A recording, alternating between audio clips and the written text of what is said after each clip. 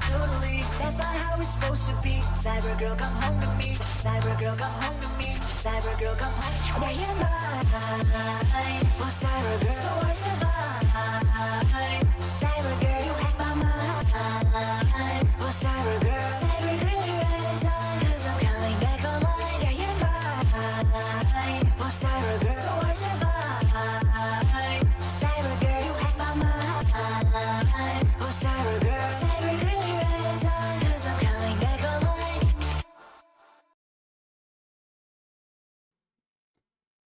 Hello. I feel like the songs ended so soon today. They were really short songs today for some reason. Hello. Good morning, good afternoon, good evening, depending on your time zone. Oh my gosh. Happy National Day of Mourning. Today's gonna be a wonderful stream. It's gonna be crafty today. It's been like... Actually, this is my first crafting stream. I was gonna say it's been like 4 or 5 streams since I've crafted, but technically, I did a cooking stream. So yes, today's gonna be fun. We're gonna talk about Thanksgiving history, a little bit about the Nationwide Blackout. We're on day 3 of the Did I say that right? The Nationwide Blackout. Hi Kayla, hi Austin, hi lurkers, whoever's here. Hi my sister Regan, Elias, Alexis, whoever might be here or might be in the background of people watching me. Yes, today's to-dos. My typical yapping. A little bit of the Nationwide Blackout since we're on day 3. Talking a little bit more about that. The history of Thanksgiving. We're gonna be doing a spontaneous craft stream. Typically I have a little bit more planning and I let you guys get the supplies, and this was just kind of, I felt like doing it today. So we're gonna do a little bit of that and then a little bit of reading Twilight, and that will be the stream for today. Pretty much just artsy and craftsy today. That's the vibe we're on. Get your drinks, get your snacks. I had breakfast. I've been on a tofu scramble kick lately, so I've been loving just some toast and tofu scramble. And my tea, of course, my two thrifted items, my nice and warm hot tea. Warm and hot, I know it's contradicting, but it's like it's hot in the teapot, but it's like warm in the cup. I made it not too long ago, but long enough ago that it's not piping steaming hot. Get that. Yeah, so I had my tofu scramble eggs on toast. Not really eggs. My tea. It's still cozy. I feel like the vibe's been cozy. Also, yes, I know the mic looks a little different than usual. That's because I set it up according to when I have my craft stuff in front of me, because my layout's going to be just slightly different once I get that set up. So I just kept this ready for that because that's the easiest way to do it compared to moving it while on stream. It would be a disaster. I hope everybody's day has been going great so far. I hope your last night, I hope your last night's been going good, went well as well. I know I said Fortnite this week. We're no lifing Fortnite. I know I said that.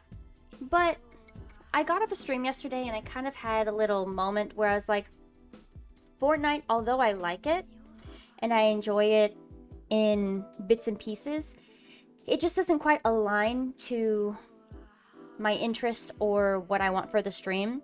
And I just wasn't really vibing with it anymore. I did it like 3 streams straight, and I have a purpose. And technically, off stream yesterday, because we were having some lag issues. I hope you have a great day. Welcome in, Dad. Hi, Regan. Hi, Mom. I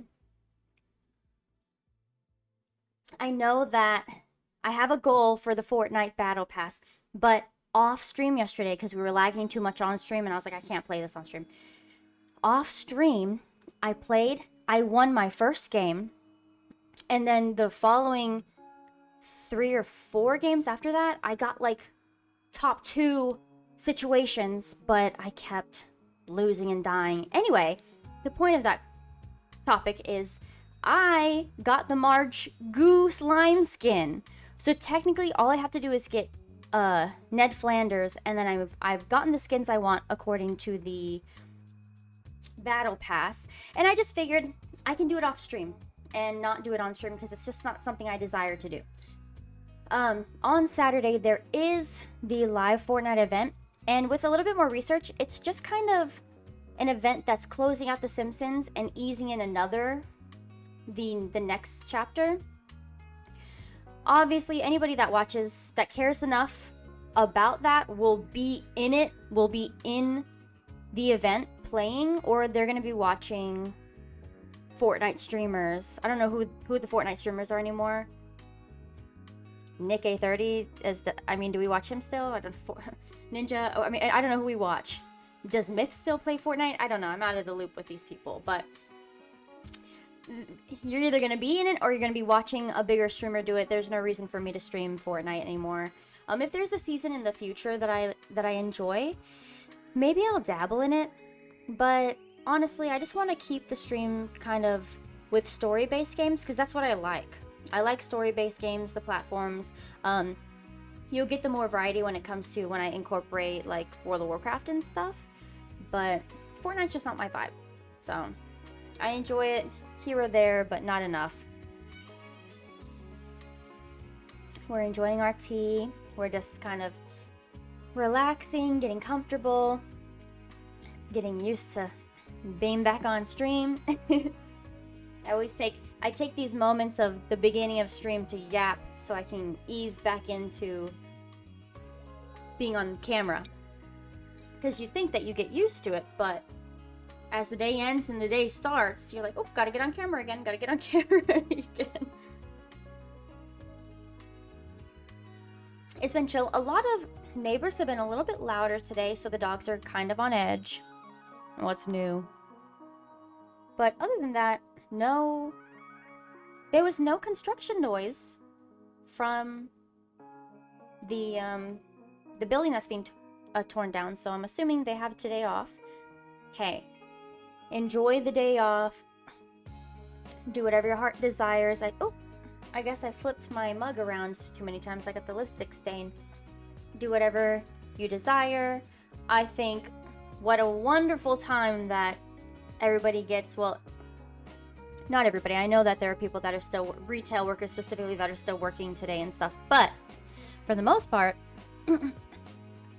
the big adult corporate jobs, everybody has the days off. And what perfect timing for the nationwide blackout for everybody to have the day off and not spend and not overconsume. We love the timing of forced days off, making people stay inside their house. It's been quiet around here. We've been taking the blackout very seriously, so it's been really focusing on hobbies and each other's company and stuff, because no streaming services, no purchasing, no, just cooking together, watching lowball streamers or like little cutesy YouTubers that make food from video games and stuff.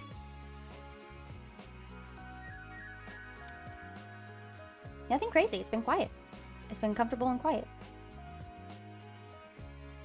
Okay. I'm making sure I have everything up in preparation for my crafting. You've been cleaning? Yes, you told me yesterday. You got a lot done. Yes, last night, actually. We cleaned up. I played some Fortnite. Yeah, it's nice. It's nice. Cleaning is nice. I played some Fortnite, then we cleaned up, picked up, and then this morning I did my daily rounds of cleanup, pickup, had breakfast. We're slow living. We're little sloths. We do things at our own pace. We don't like to rush around. So I'm glad that you guys have been cleaning. It's a perfect time to do that too. I think having the extra days off, especially because Mr. Blue has the days off too, so there's somebody around for Elias. So the other person can pick up and clean, vice versa. You guys trade off. Have you guys been playing any games? I'm so disappointed that we didn't have enough storage to download, what was it, Star Citizen for Austin. He was on, because I tried download it and I couldn't download it, and I was like, what the heck's going on? So then he tried downloading it, and it's because we just do not have enough storage. And I've removed like pretty much everything from the computer other than the games I'm actively going to be streaming, like The Last Fears to Fathom. I also have Dead by Daylight, and then something else that I have, and that's it. And we still didn't have enough space, and I've been having to delete the VODs. After I upload them on YouTube, I delete them from my computer so there's more storage. But ultimately, we have to get some extra storage, and then he can join you guys. Busy, kid cleaning. Well, yeah, that's adulthood. Oh my god. I know. That's kind of what happened to us too with gaming. Like, we were only able to fit it in here or there. That's why I'm grateful I picked up streaming, because it gives me a reason. Like, I'm streaming, so I have to do my hobbies and my interests because I'm streaming now. I gave myself no escape from it, which is good, because as adults we get too busy and we lose our time to be able to do the stuff we want to. It's unfortunate that you guys aren't able to play, but any moments that you get to play, any moments that you have a chance to, hopefully you guys can. I saw a couple days ago, I don't remember how to pronounce it, Palia, how do you pronounce it? It doesn't matter. I heard a couple days ago that there was an update recently. Did you see that? I don't follow it enough, but I'm on the cozy side of gaming, so people are on my, yeah. I'm horrible at reading stuff like that. You'd think that would help me, and it's not. But because I'm on the cozy side of things, they talk about that game often. I feel like that's not very... They update almost, every season. I feel like it's not cozy. I feel like that's stressful. Like, a lot of cozy games are really stressful because they're grindy. Like, even when I play Stardew or Animal Crossing, you're grinding so much that it is not cozy and stress-free. Maybe I'm a sweat, but when I play Stardew, I have my notepad list on my side, and I'm typing tasks that I have to do. It's daily, like each Stardew day, I start over and I retype, okay, this is what I have to do today, this is what I have to get done. And then once the day finishes, I erase it, start a new one. Like, I have too many tasks to do. I'm gonna be starting a Stardew series probably once we get the extra storage, computer storage and stuff, because I play it modded. I cannot play vanilla Stardew anymore. There are just way too many features that I enjoy that are not base game. So once I get that extra storage, we're going to be starting a Stardew series. I'll see how it goes. I've never fully committed. Like, I've gotten up to year 2. I think that's the highest I've ever gotten in Stardew. But the thing is, I jump around and make so many different farms that I never finish one farm. Or I have never perfected or gotten completion in it. So I think it'll be fun to actually do that on stream. So I can commit to one farm instead of hopping around. A cozy frog game? Yeah. Yes, that's what I'm saying, is it's meant to be cozy, but then they incorporate a game that's similar to gambling. It's like, well, how can I be cozy when we're over here gambling at tic-tac-toe? I know it too well. Cozy games can never be cozy. And then there are a few, like, Fields of whatever, what was it, Mystera or something, that I feel like might have been cozy, but because of the whole drama about that with the writer or the developer, I never gave it a try. It looks like it probably would have been cozy. I don't know. I have no idea. I actually haven't watched gameplay on it either. But I do know that the creators of Stardew are coming out with a chocolatier game. Probably not going to be cozy, but it's probably going to be stressful, but I'm going to play that for sure whenever it comes out. Oh, I've been looking for... It's been, like, in development for, like, 2 or 3 years. Maybe longer. I've been waiting. I think it's... It might be called the Haunted Chocolatier, or... I don't know. Just look up the Stardew dev and then see the games.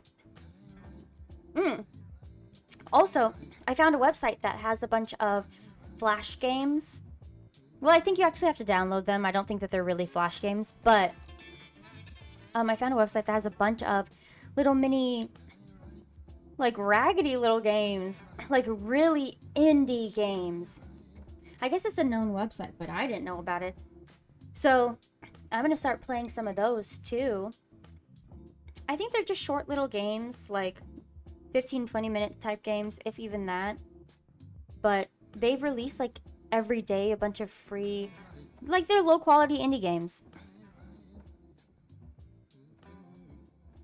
Horror games and like job simulators and stuff. I found a bunch of a lot of puzzle games too. I haven't played a single one yet, so eventually we're gonna do that on stream as well. Play some of those games. I love stuff like that. There's so many series I want to start. I want to, because when Schedule 1 came out, I was addicted to it. I played it so much that I burnt myself out like within a week because I didn't turn the game off. I was like 24/7 playing that game, barely sleeping. I'd get off for like 3 hours, sleep, get back on. I was addicted to it when it first came out, and I burnt myself out, and I haven't played since. And there's like 700 updates to the game since then. There's like a cartel, which at the beginning of the game, you kind of interact kind of with a cartel. But then as you play, there's no sign of them. Like, they don't exist. It's kind of like a plot hole in the storyline. But now they actually exist. And there's a bunch of dangers and stuff. New drugs to make. And yeah. I'm going to start that series too. Just games that I want to play. That's pretty much, if I'm gaming on stream, it's games that I want to play. Movie Theater Simulator. I don't know. I don't know if it's the same game, but I've seen some streamers play a movie theater game where, like, they have pirators and the people in there bootlegging the movies, and you have to kick them out and stuff. I don't know if that's the same game, but I've seen some gameplay and people love it. Same with Water Park Simulator. Yeah, the Water Park Simulator as well. I know. I actually haven't watched any gameplay on it. But I follow Queso, and on his YouTube, he's got like 25 different parts of the Water Park Simulator. So I'm like, well, that game was poppin'. And he's not the only person that played it. A lot of my lowball streamer people also were playing it in a whole series. So the simulator games are like where it's at. People love them. They're so fun. I guess there's just no high expectations because it's a simulator game, and then you get looped in. The Movie Theater Simulator is actually on my list to play as well. All these games are so fun. It's the ones you least expect that get ya. I love it. Yeah, I have a long list. I think after Outlast, yeah, I think I'm gonna try it. Because I need to finish Fierce to Fathom, which I have one more game. Then I'm gonna start the Outlast series. I don't know how long that's gonna be. I think there's like 4 games. And then after that, I need to figure out what series I want to start. Because I was thinking about starting the... What's it called? I was going to say the game name, but I need the dev's name. Oh, the Dark Pictures. I want to start the Dark Pictures series as well, but I don't know if I want to start that immediately after Outlast or give it some time. It will depend on my mood by the time that it happens. I have no idea. But a lot of series that are going to be coming up. And then, of course, if anybody misses it live, I will upload the whole VOD unedited in my VOD archive YouTube channel, and then I will upload game clips, shorter form game clips on my other YouTube channel. It just makes it easier. I haven't been able to upload any game clips on that one because for the past few days after my mouth issue with my wisdom tooth, my infection, after I came back to stream, I've been playing Fortnite because I bought that battle pass and I wanted to see it through. So I've been playing Fortnite, and I haven't on stream. I haven't won, so there's nothing to clip. I can montage like my fails and stuff, but I won't be playing Fortnite enough to make it anything. So I was like, there's really nothing to put on the YouTube. But as soon as I'm off stream, I'm winning games. So I don't know what it is. I had such a cool win last night. I'm like, oh, why couldn't this have been on stream? I look like I suck at the game when I play on stream. But it's really the only shooter game I play here or there. Well, I mean, if you consider... No, but I'm not really distracted with chat. I'm not, like, chat doesn't distract me. So I don't know. But I feel like the only shooter game... I don't really play them. And the closest thing I'd get is probably Rust, which isn't a shooter game, but you shoot in it. Well, they do have dungeons, little mini... they're just called dungeons, I guess. Where you shoot 'em ups. What other shooting games do I play? None. Zombies. I play zombies. I'm not a... I love story... Single player story mode games is... It's my favorite genre. Or if it's... like... PvP type games, then I would prefer...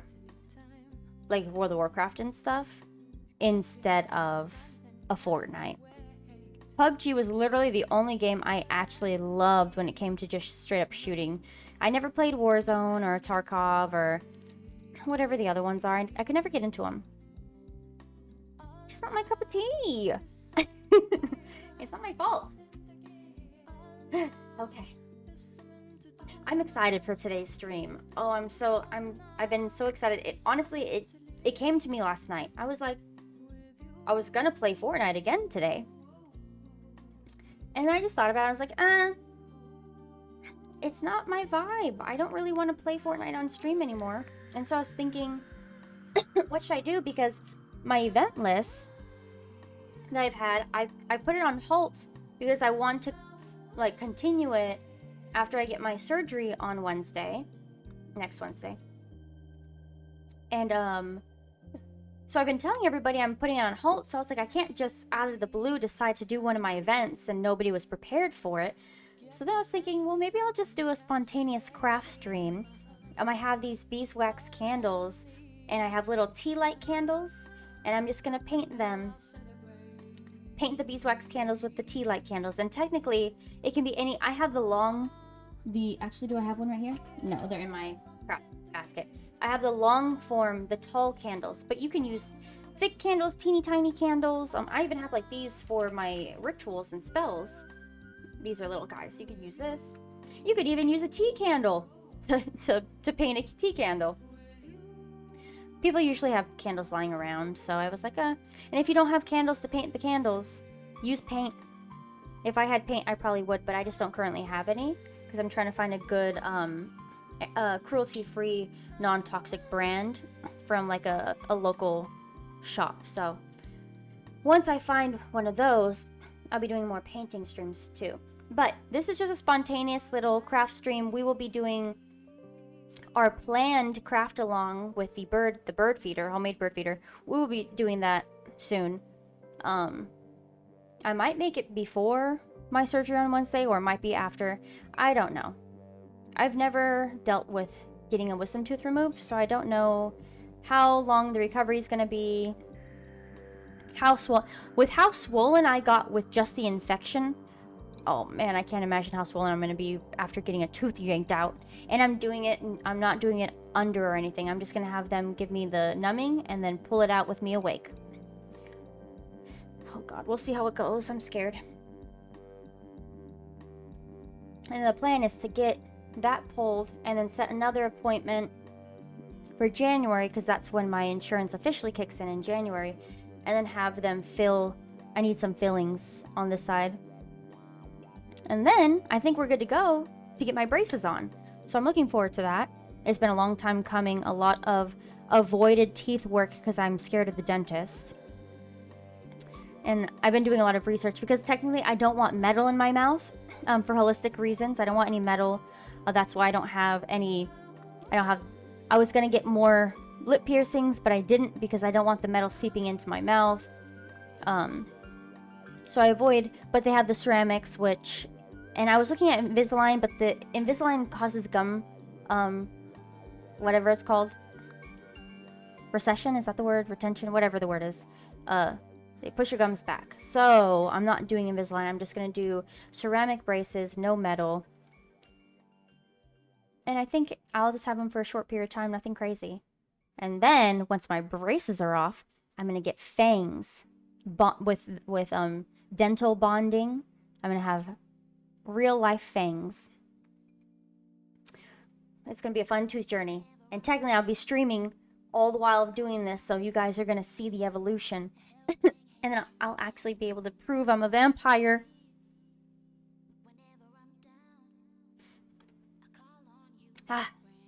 Okay. Let's get into it. So, my yap sessions, well, you know I yap, but morning tea, well, it's afternoon tea. Afternoon tea, I'm about to finish this glass, so let's pour more. Make sure you stay hydrated, have your snacks, eat. The day just goes better when you're... Oh, I'm already out. I guess I only made 2 cups today. Usually I make 3 or 4, but it's okay. I have some water next to me as well. The day goes better when you're hydrated and full. So, tea, water, I already ate, but I'll be hungry again soon because I'm on a schedule, a routine where I eat frequently. But everything has to be cooked because I'm an ingredient household. So everything has to be cooked in order for me to eat. It's not like a grab and go. I don't have any junk in the house, so everything's like a task to do. So typically when I end stream, I immediately have to go and make something to eat, or else I'm gonna die of starvation. But yes, I hope everybody's morning's been going great. The morning came and went pretty quickly. We're in the afternoon now where I'm at. We're gonna be talking about the history behind Thanksgiving, ease into the candle crafting, and I have here, I'll give you a little sneak preview. I have my craft basket, which is this is gonna fall. Technically a picnic basket that I thrifted. It was like $3 or something like that. You can't even see it, so big. And the inside has this beautiful, oh my gosh, I love it. So my crafts are in here. We're gonna ease into the crafting stream and then read a little bit of Twilight. We're on chapter 4, I think. So we'll read some Twilight. I don't know how many chapters. It really depends on how. Some chapters are really long and some are pretty short. So we'll see where we're at, how I feel, how hungry I am. We're going to be doing a lot more reading streams to come as well because we have to catch up. Because Twilight is not the only book we're going to be reading. I want to get into my banned book series. I'm bigger on educational books and the shock value versus like novels and stuff. So we'll be reading a lot more activist based books and history and banned. And also banned books aren't always like crazy books. Captain Underpants is a banned book. Now I won't be reading Captain Underpants, but it's also, it kind of makes you puts into perspective, like not all banned books are the ones that like have messages. Sometimes it's just a Captain Underpants. Like let me look up more banned books because we think of the typical books like To Kill a Mockingbird or Oh, the Handmaid's Tale is banned. I mean, I guess that makes sense. Okay. The Perks of Being a Wallflower is banned. Drama. Oh wow, the Harry Potter series has been banned due to witchcraft. That's so crazy. I'm trying to find, like... I'm trying to find normal books that have been banned, but this quick search didn't do good. We all know George Orwell books are always banned, stuff like that. I'm not talking about that. I'm talking about, like I said, Captain Underpants.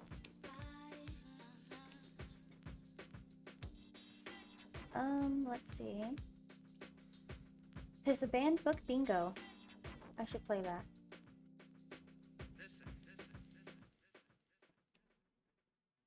Yeah, okay. So I found the kids' book section.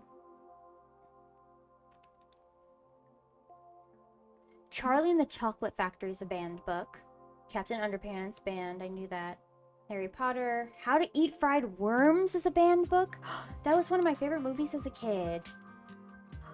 Oh my gosh. Well, now I have to read the book and rewatch the movie in honor of it, because I haven't seen that movie in so long. It used to be my absolute favorite. It's so fun to rewatch stuff you have like an affinity towards, because then as an adult, now you get to see what actors were actually in the movie and what you know them for now. I know a lot of old 90s shows or 2000 shows that we rewatch, or movies, and I'm like, I didn't know that actor was in here. Or, oh my gosh, this person's been around for a long time. It's always so interesting. I love it.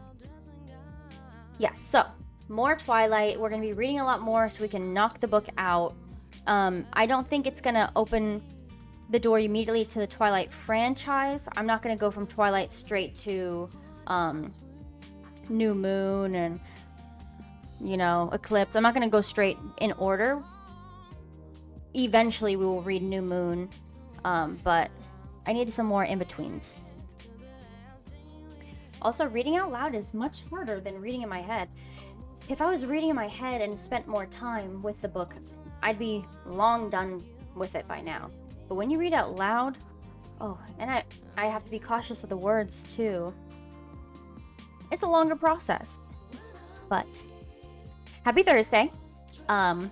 Today my celebration is, I am in the group of people that celebrate it as a day of mourning, so not really of celebration.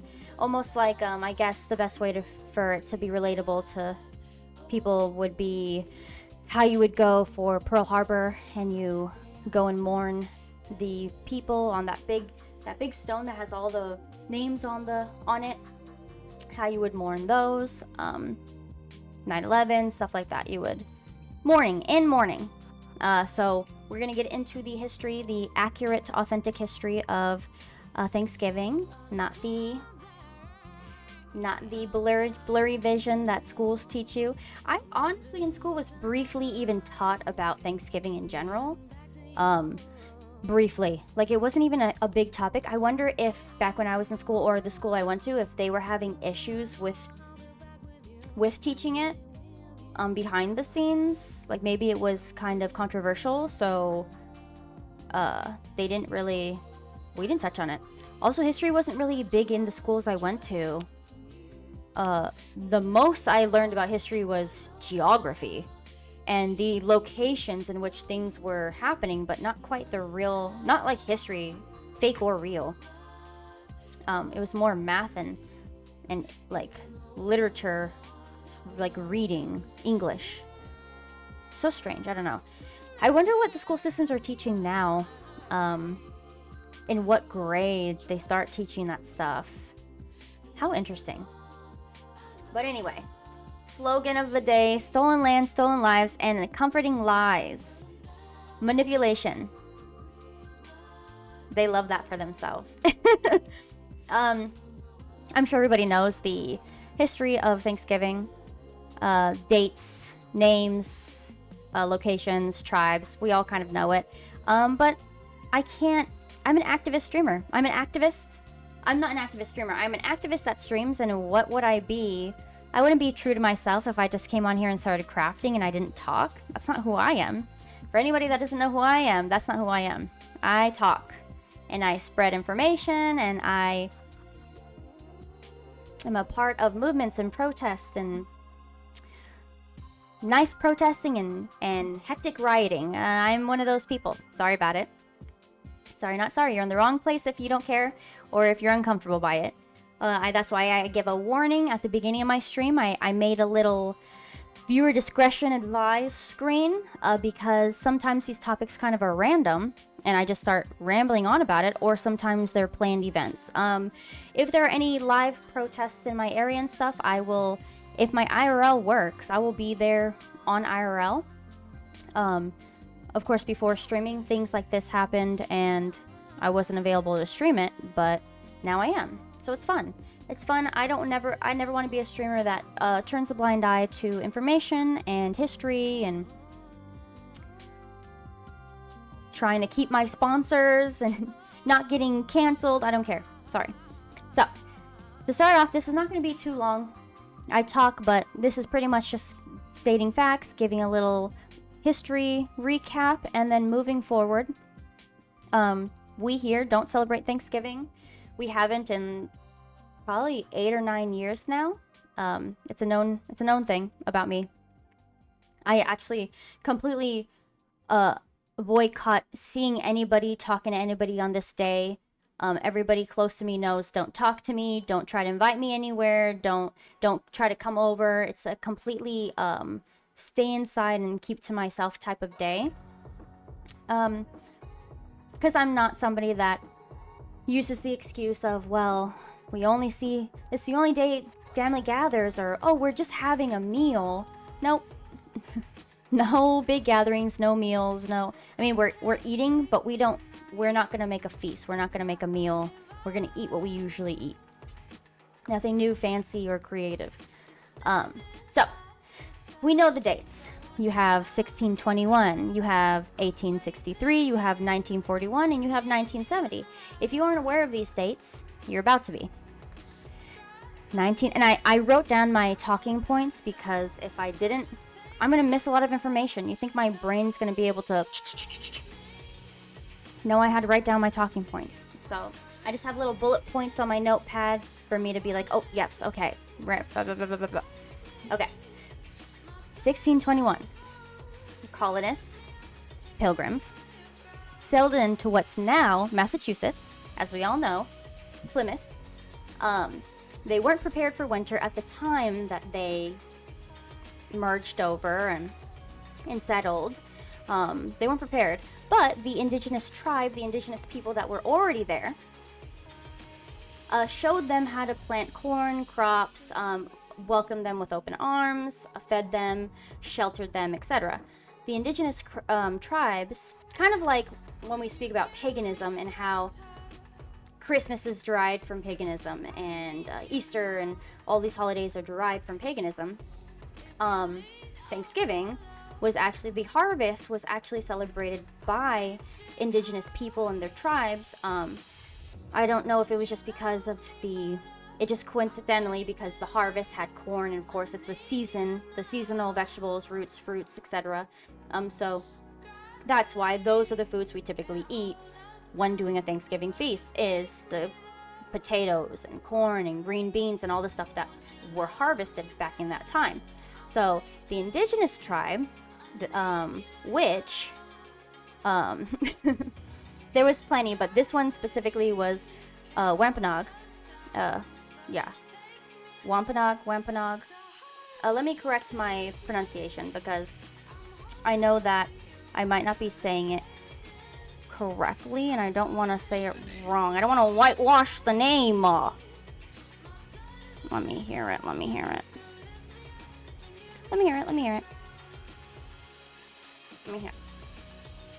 Yeah, Wampanoag.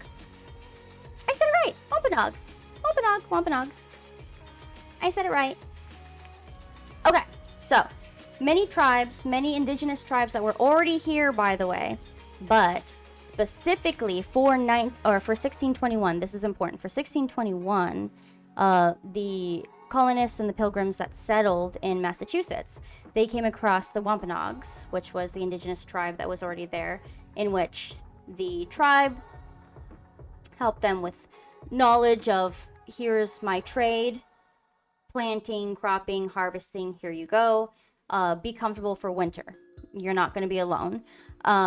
Then, with the knowledge of this tribe that celebrated this, the settlers were like, well, that's a good idea. Let's have our own feast and harvest celebration. And so they did, and they did not invite the indigenous tribe. They did not invite them. That was it. And I feel like in school it was taught that they like all, and this is not Thanksgiving yet. We're not here at Thanksgiving yet.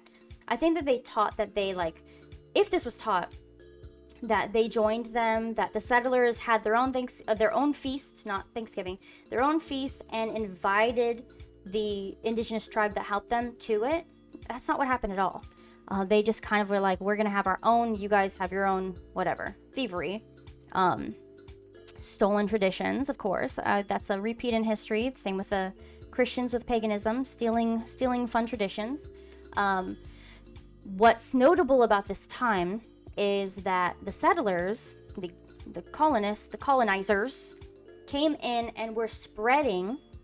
Now, I don't know if it was purposefully, but they were spreading fatal diseases. I don't actually know exactly which ones, and I don't want to talk on things I'm not informed about, but they had fatal diseases and actually took out 90% of the native population from the East Coast because of spreading the diseases that they had on the land and the communities in which that they started stealing, and they started stealing the food, and a bunch of stuff happened. So technically that was their own little issue that the natives end up getting killed either way, even though it wasn't meant to, I think to our knowledge, it wasn't meant to happen at that time, but unfortunately it did. So over 90% of that population got killed off in the East Coast, Massachusetts, Plymouth, and despite this, despite the warm welcome of new traditions and them housing the colonists and everything, the settlers, the colonists, colonizers, pilgrims, they still saw the indigenous people as a threat. Probably because their skin was brown. Whatever racism, whatever, stemmed from then, stems, and now it's an ongoing problem. So they were still seen as a threat. Don't know why, don't know how, but here we are. Now, this takes us to 1637. Connecticut colonists that fought with the Pequot people, which is the Pequot tribe, they were fighting over trade. They were fighting drama, trade, which escalated to the colonizers, the Connecticut colonists, colonizers, settlers, pilgrims, whatever word, terminology you want to use. It caused them to escalate and get violent, and turned into committing a mass genocide, which we now know as Thanksgiving.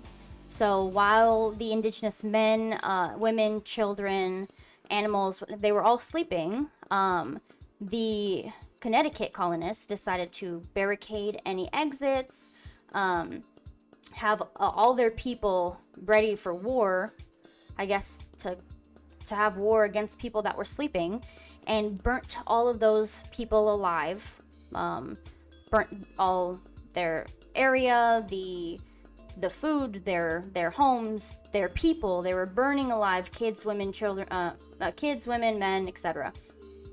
Burnt to a crisp alive. And then those that weren't killed actually were turned into slaves.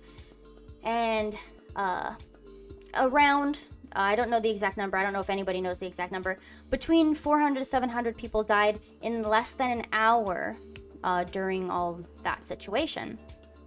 Which, then, they were so proud for winning the war against the Pequot people who were sleeping.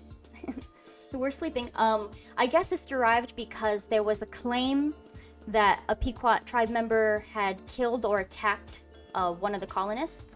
And so they had to start war, of course. Start war against the sleeping people that sheltered them and fed them. So in turn, the colonizers won the war against the sleeping people, and this is now known as the first Thanksgiving. So we have 1621 for Massachusetts, and then 1637 for Connecticut colonists, and the Pequot tribe, which is now the actual Thanksgiving. And then we have the other, which is 1863, where Lincoln officially made Thanksgiving a holiday and said every last Thursday of November we are going to celebrate this mass genocide and massacre. And then in 1941, Congress officialized it because in 1939, so I know, stick with me, 1863, Abe said this is a holiday every last Thursday of November. But in 1939, Roosevelt decided to move the date up. He didn't want it to be the last Thursday. He wanted it to be a week earlier. There's, I think, because of Christmas or whatever, the winter holiday celebration, there was something about it, so he decided to move it up. But then in 1941, Congress decided to just officially put it back to what Abe said and have it the fourth Thursday of November. So that is Thanksgiving. In 1970, this is not actually finalized or legalized, but in the Native community and Native indigenous tribes, they on their own have marked 1970 as the 1970 officially they marked it as the day of mourning today. So Thanksgiving for them since 1970 is the day of mourning for the indigenous people, in which they actually go to Plymouth and mourn all the lost lives, just like we go to Pearl Harbor and all these places to mourn American lives and our loss. So that's what they do. That's the history. It's actually really upsetting and disgusting, and I don't turn a blind eye to stuff like this. Thanksgiving was a massacre. Thanksgiving was a genocide. There's no argument. It's literally fact, historical fact. So enjoy your guys' holiday. I will enjoy my morning, and it's just a little brief history. They don't teach this in school. I think it's if they taught this, they'd have a bunch of angry parents because they can't control the brainwashing at school. So I think it's banned now. I don't think I ever learned this in school. But like I said, I don't think I ever learned anything about Thanksgiving, true or lie, in school. They just didn't really teach history as much. Like not as heavily as I think other schools taught. So, but that's that. You all know where I stand with the topic of conversation. And unfortunately, and of course, not everybody takes it as serious. There are indigenous people that will celebrate Thanksgiving in the way of eating and stuff, because technically, for one, the harvest was always something they celebrated. So, like, it's unfortunate that they would have to stop celebrating the harvest, their tradition, because it was renamed and made a horrible event.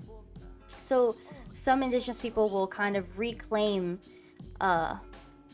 what the harvest celebration was, and will technically celebrate not Thanksgiving, but will celebrate the harvest. And I mean, that's what we do. We celebrate the harvest, which was in September. Hi Flocky, welcome back. Our celebration was back in September. We always gather together and have a meal of some sort, whether it's a big feast that we make at home, or if we just aren't able to fund a big meal, we'll go and grab like sushi or ramen, or we'll just eat. We'll eat something. Hi Flocky, I'm doing great. It's a wonderful day. We're about to get into some crafting, some candle painting, and then afterwards I'm going to be reading. I hope your day's going great. Thank you for coming back. It was great talking to you yesterday. It's great talking to you today. I always love I love when people talk. Also, this is lurker friendly, so I make the streams to where I yip and yap and you can have me on in the background and do your thing and not really have to interact with me, because I talk no matter what. I'll talk if everybody's here and I'll talk if nobody's here. I'm a talker. I think streaming was perfect for me because I just never shut up. But yes, thank you all for listening. I know you didn't really have a choice if you're here. If you're here supporting me, you didn't have a choice. Whoever muted me, I don't know how to signal you that I'm back and that we're changing the topic. But we're getting into candle making now, or candle crafting. Let me change the stream information real quick. I don't want the letter of forgiveness. What are we forgiving and why?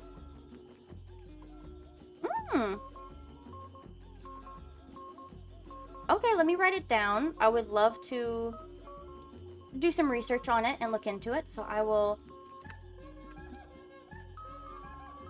Here, I wrote it down. If there's an English version, I will also do research on the book as well. Just in general. Thank you for bringing that to my awareness and making a suggestion. Okay, I wrote that down. Oh, he talks about heaven. I like reading people's perspective no matter what it's about. I think it's interesting of the human mind. So I would love to read it as long as it's up my alley. Sorry, I'm trying to remember. I always forget. I'm trying to remember what the category's called for maybe it's called makers. Yes, I found it. I always forget what the category's called when I get into the crafting type of streams. Yeah, I wrote it down in my... Okay. Oh, okay. Let me... Here. I'm writing that down. Thank you. I appreciate you talking about this. I think any type of book recommendation is perfect because we love to read. And we love to read things that matter or that mean something to people. Right now I'm in the middle of Twilight, which of course is just like a novel. But it was kind of to ease into out loud reading and while I built a bigger community. But as I was saying earlier, we're going to get into reading banned books and books that have deeper meanings and deeper messages. George Orwell will be a big author in this stream. Yeah, I'm sure. But I think that's a great reason to bring this stuff to life and read these types of books and information on stream, because not many people know, like you said, not many people know them, not people know about them. And yeah, I think any information is good information. And whether it's good or bad, it's like at least you have the knowledge now. I think having knowledge is the best way to go about life.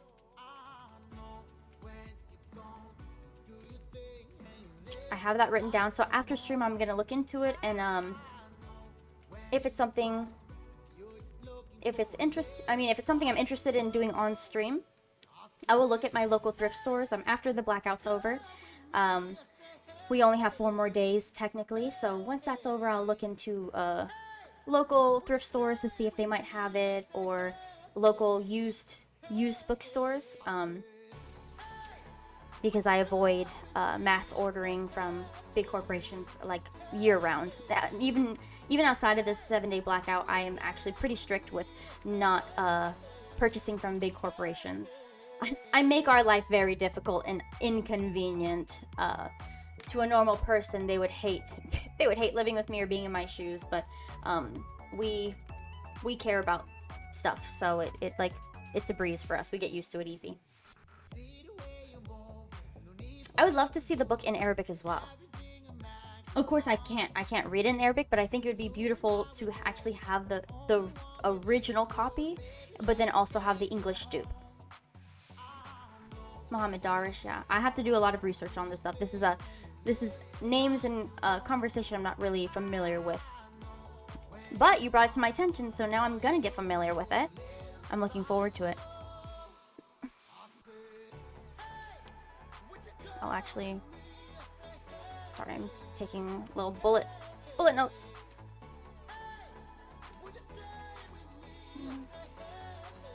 I'm writing all this stuff down. Thank you, thank you. Okay, I have it written down. Thank you for that. I appreciate it. Oh, okay. Hold on. I closed out my notes. I don't know why I did. I should have just kept it open. Thank you. Okay. Now that everything's set and good to go, I got everything changed. Okay, the area, modern, this is modern poetry. I think poetry is my favorite form of literature. I love all type of poetry. Most of the books I own are either self-help, spiritual books, or poetry. I actually only own a few novels. I kind of avoid that like fiction area. How interesting. Thank you. I think this is the perfect place to bring this information. I love this stuff.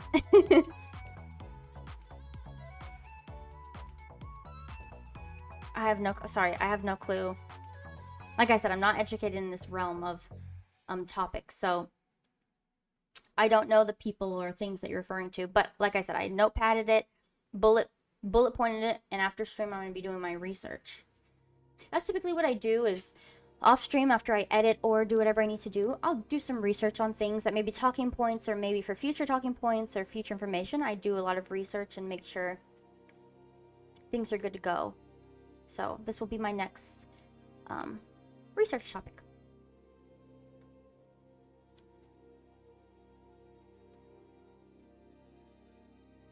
You are the son of a raisin. In peacetime, they say to me, you are a son of a raisin. Wow. Interesting. You are the son of a raisin. How interesting. Okay, so unfortunately, yeah, no, I gathered a lot of racism stemmed in this stuff. The son of a raisin, and it's because he was brown that he's called a raisin. I figured that if that was the reason that that sentence was even where it derived from. But what I was saying is, unfortunately, I'm about to run out of my tea. Sort of changing to water. But a reminder, as we transition, I'm about to get everything set up for this craft stream. As we transition, get some water or drink, juice, coffee, tea, whatever you drink. Snack, eat something. I've been yapping for an hour. An hour is a great time for you to get a snack. If you want to tell a story about it, I will probably do more research first, and see where it originates, and the conversation, and the topic, and the story before having a talking point on stream, in general. Okay, so hold on, let me move this. We're gonna be moving some stuff around. Bear with me.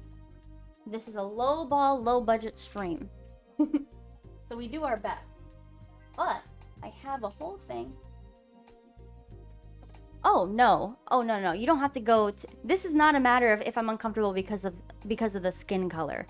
I'm more uncomfortable with the European side than I would with the other side. It's just I don't want to be having conversations in which I don't know where it all also, if you see board games, it's because we had to do things a certain way around here for this to work. Where things derive from. I just like to know information before I speak on it or allow conversation about it. It's just to be cautious.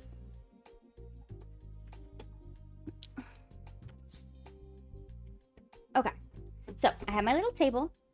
This is my first time ever having to set something up like this, so you know it's a little wonky. I just don't have a second camera. Of course, most crafting streamers will have a secondary camera that pans down at their hands on like their desk area. I don't have that yet.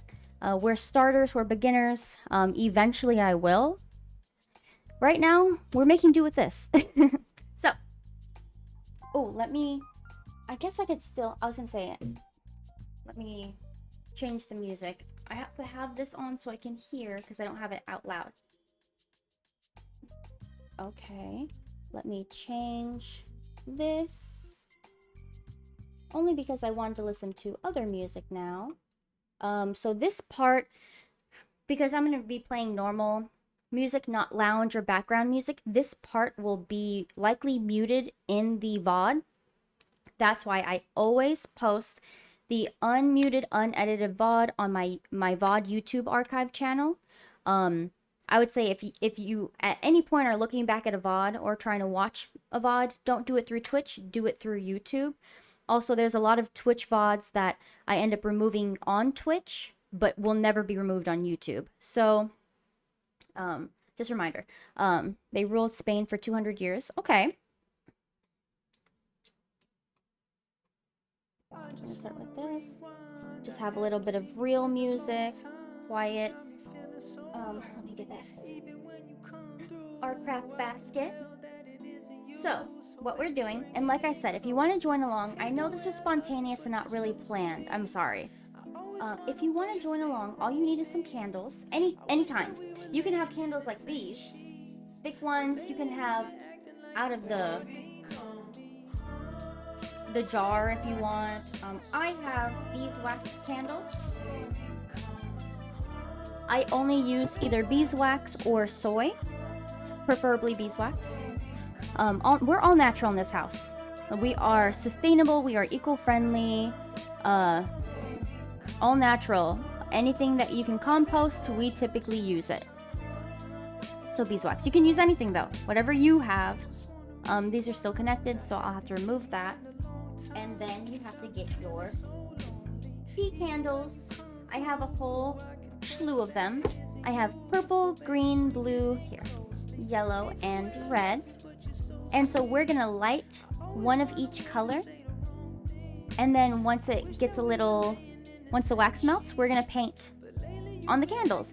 And it's just my crafting is just to heal your inner child. These aren't meant to be artistic or things to sell, or I'm not an artist. I just am a crafter.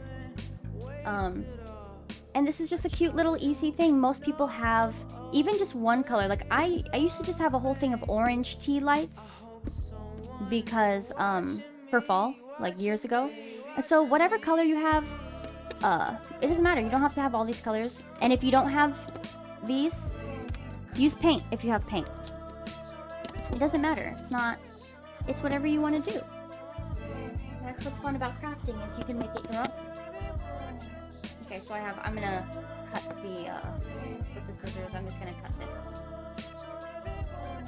And then also, we're not lighting these right now, but also if you do use paint, make sure it's non-toxic. I've made cheese before. I am anti-eating things from grocery stores, preservatives, all the additives, all that stuff. So I'm very, I don't eat dairy anymore, but I have tried making cheese before. Just like making homemade eggs, homemade sour cream, homemade bread, homemade pasta, homemade stuff, things from scratch. If I'm able to do it, I do it. Yes, I said that whenever I upgrade and move into bigger land and bigger acres and I get animals, if I were to ever eat dairy again, it would be from my own dairy animal, like my own animals, but also likely not, because I have a weird thing about the fact that I don't want to personally take, animals don't produce milk unless they're pregnant or have given birth. There's no such thing as an animal that just has milk. So I would be taking from the child their milk, and it's like I don't really need to. So even if it's my own animal, I likely wouldn't, but I am okay with chickens because yeah, you eat eggs from, so chickens for me, if I own my own chickens, they just pop the eggs out and then go about their day. They don't eat them, they don't use them, they don't do anything with them. I'm okay with having the eggs. I also don't like eggs. Family friend had a goat and she usually overproduced after her calf. Yeah, so and that's where it is. It's like if I have animals that produce milk, because they got pregnant and had a baby, if there was overproduction, I would look into saving it and using it if I wanted to. But if it wasn't that way, then they can keep their milk for their babies. The udder would get painfully swollen. Yeah, no, I know. It's just like humans. It's just like women. For women that breastfeed, it's like a 24/7 job until they stop breastfeeding. You constantly for years have to be on a specific routine to pump or to breastfeed or you get engorged. You can possibly get a blocked duct. It's the same with animals. So if it's ethical, my whole thing is being ethical. If there are different, I know that there are different types of sheep. I wasn't aware that there was any animal that produced milk without being pregnant. I wasn't aware of that. So I'd have to look into those sheep that do. So thank you for letting me know. Yeah, she kept pretty, yeah. And that's what I'm saying, is if there's ever an animal that has the extra here, let me light this. The extra production of milk that can share with me, then I will have it if it's my own animal. But otherwise, I'm not gonna mass purchase from the grocery stores that have horrible animal laws and regulations and abuse and cruelty. No, thank you. So, you haven't tried olive oil. I actually do. I know. Are you gonna get into the whole thing where olive oil is not really olive oil and it's actually what is it, like canola or other oils that are framed to be olive oil? I'm very knowledgeable. I'm into nutrition, and I'm also minoring in nutrition as well. I'm aware that the bad olive oil that you'd get from stores, or pretty much any olive oil that you get from stores, is not real olive oil. I am aware. I have the knowledge. If we're talking food or information, I already know. But thank you. But yes, if you do it yourself or get local pressed olive oil, then you'll know for sure it's real and authentic. There are also ways to tell if it's true or not. You just have to know what to look for. And that goes for everything. We have a local farm that fresh presses at the end of the summer. Yeah, real olive oil is very expensive, and even fake olive oil is expensive. But I ethically source, and I source accurately, so the stuff that I bring into my home is always true and real. Ew, we're gonna have an ugly little segment here. Maybe I might push this off the camera's view. Okay, we're just gonna light whatever colors you may have, because we want the wax to melt while we're yapping, right? I still have to set up, but we don't want to ruin what's happening. So I'm just lighting these tea, because we're gonna use these tea candles to, I'll just bring it over here. We're gonna use these tea candles to paint our other candle. Sorry, I know this looks crazy on stream, but I wanted to make sure you guys could see it. Hi, Lucky. Welcome in. We are about to start a spontaneous craft, which is literally just taking these colored tea candles. And you can't see it now because it's lit, but this was blue. These are the colors. Taking these colored tea candles, and we're just painting them on the beeswax candles. I am not a vegetarian. I do not go by any label. One thing about me is I hate labels, and I don't abide by any labels. I just say I'm ethically sourced. I do things ethically. So if it's unethical in any way, inhumane in any way, just assume I don't do it.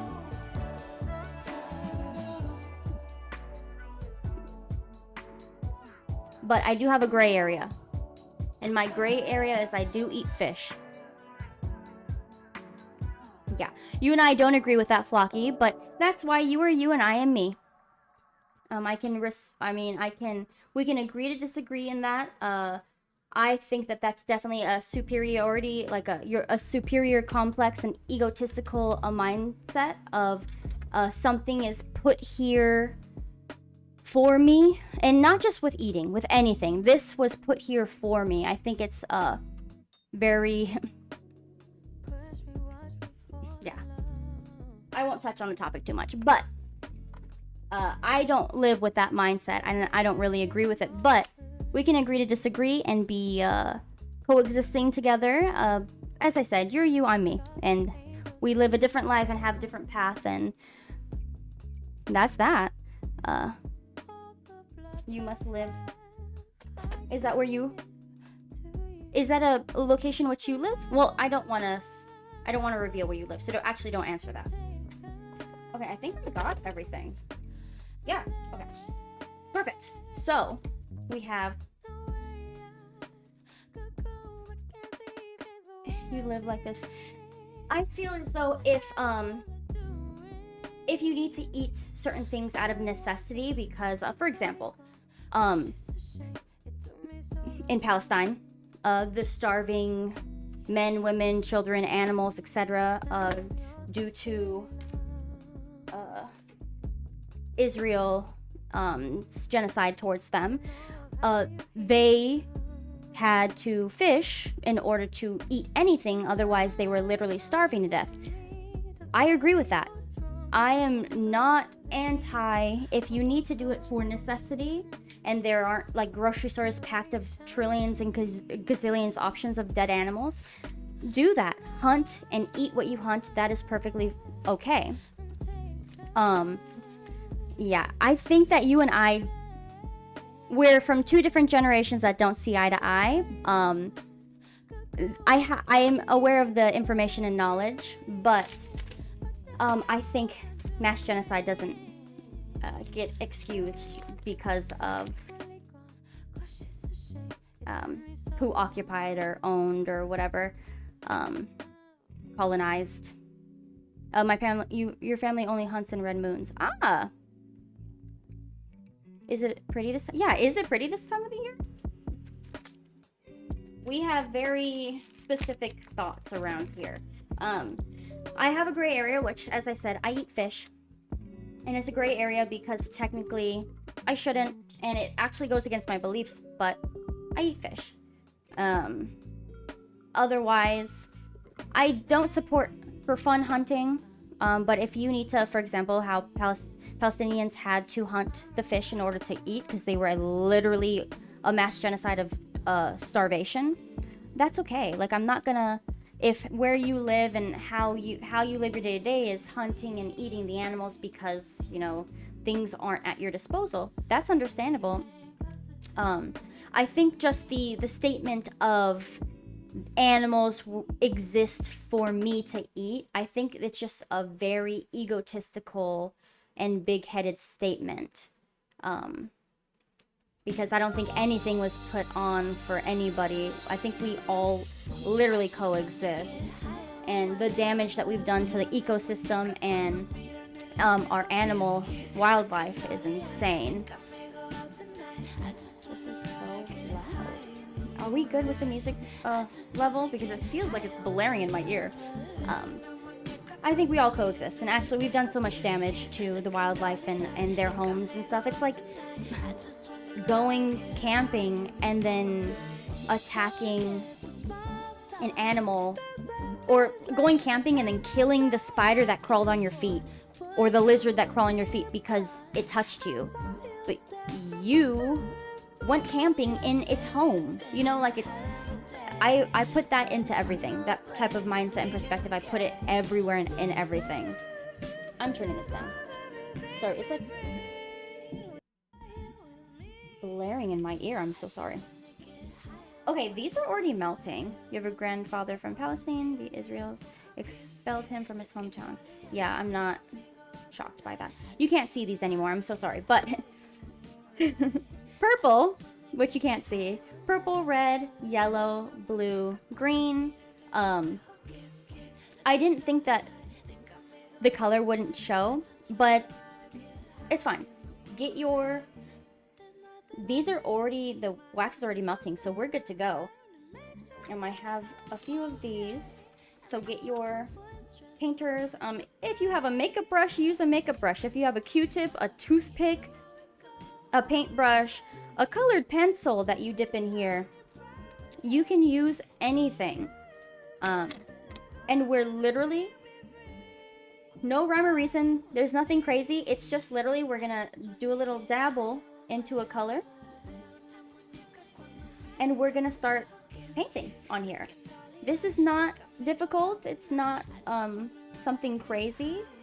My candle is beeswax, so obviously it's yellow. It's already colored. This will be much easier on a white candle. But I mean, I'm already seeing a little bit of the blue. I will show you guys up close when I'm done.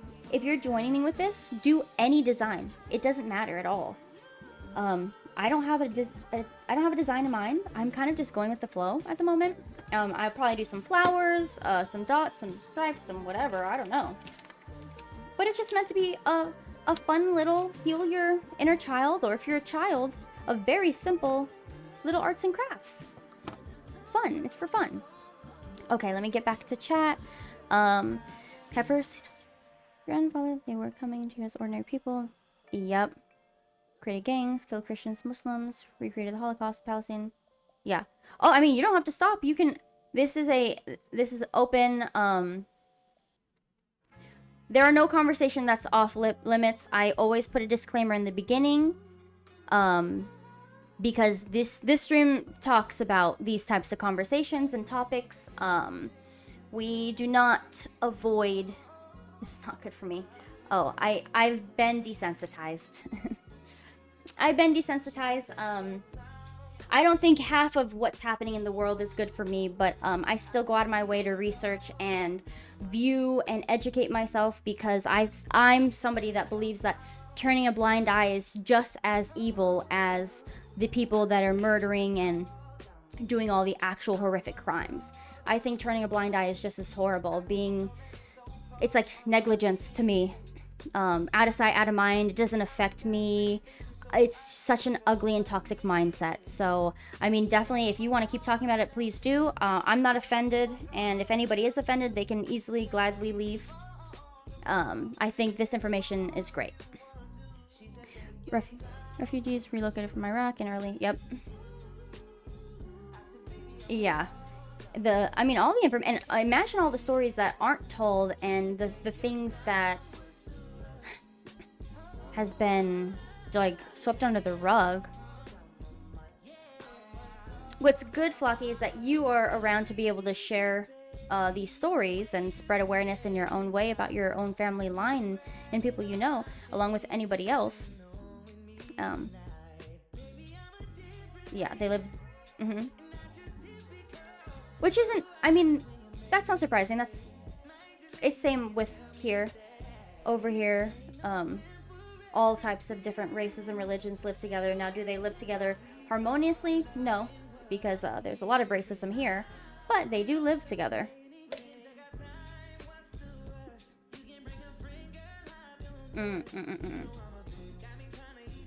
Okay. I don't know what I want to paint.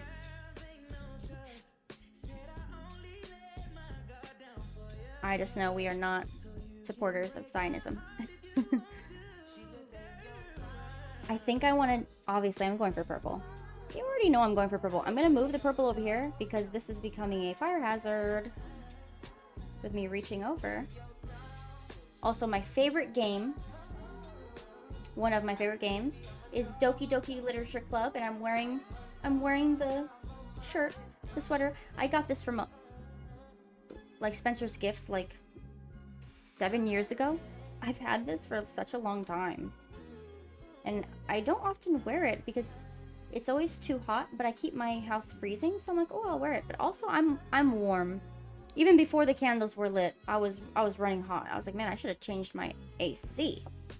Okay, I'm gonna do some flowers. This is gonna take a minute because, like I said, I'm running a yellow candle and I'm painting it with light colors. But this is all we do. It's just a fun little design. And the thing is the reason why we're using the tea candles is because it's wax on wax. So you can safely light this. Whereas, like, if you use actual objects or leaves or whatever, it's a fire hazard. And if you use toxic paint, obviously the fumes is a health hazard. Just went to Israel, tried grilling. We live in America. I would say for me personally, I won't be living here much longer. I plan to leave as soon as I get stable and finish college. I'm still in the process of finishing up to get my bachelor's degree, and once I do, I'm out of here. Oh, actually, I'm gonna switch. But like with all the work and effort to get a degree, I'm not gonna just blow it and leave abruptly. A lot of planning, saving, and things I have to finish up and complete.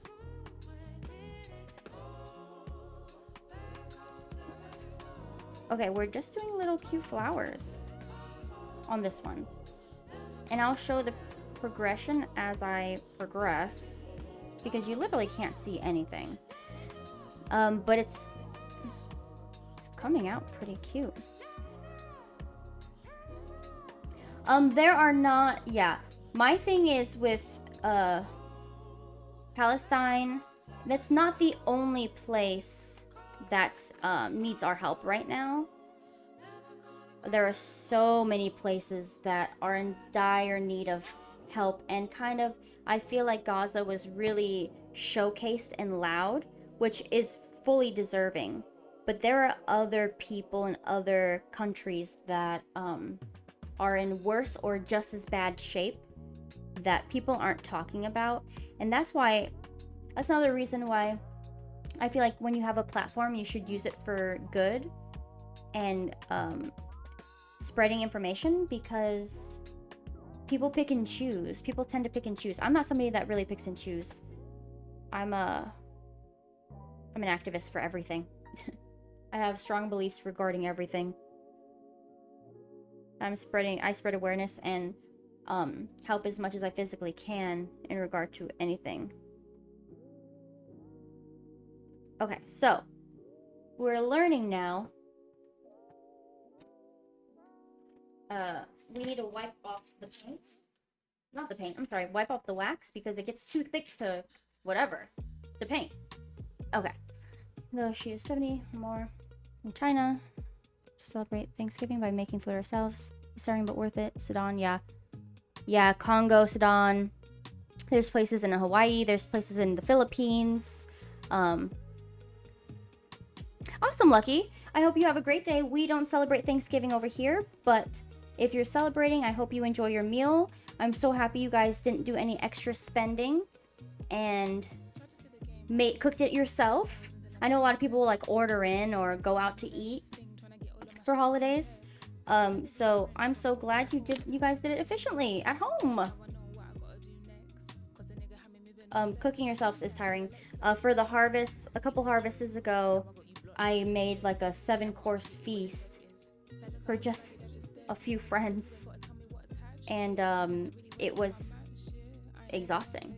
I ended up not being able to eat myself because I was so hot and tired from the hours of cooking, and I didn't take a break and I didn't sit down, and I ended up I was getting like a dizzy spell, and I ended up having to go lay down instead of enjoy the meal I made. No, she's not from Iraq.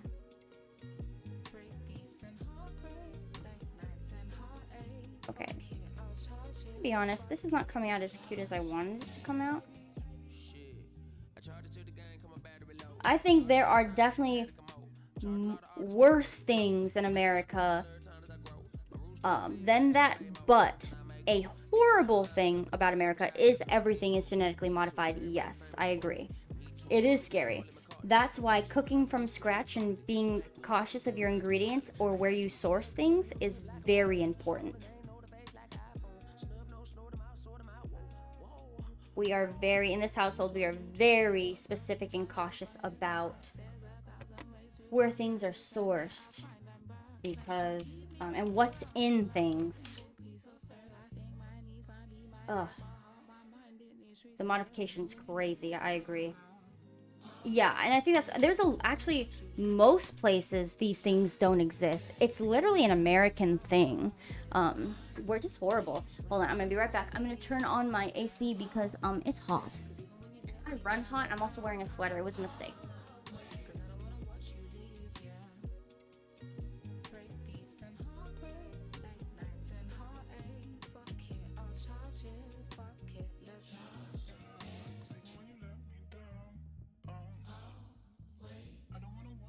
Okay, I'm back.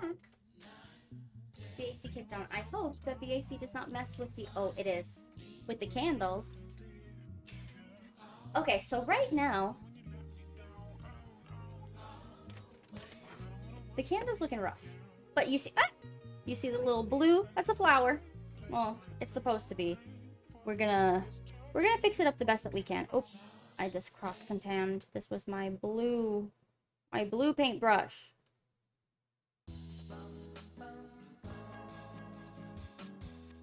Actually, it's kind of cute. It's like interesting.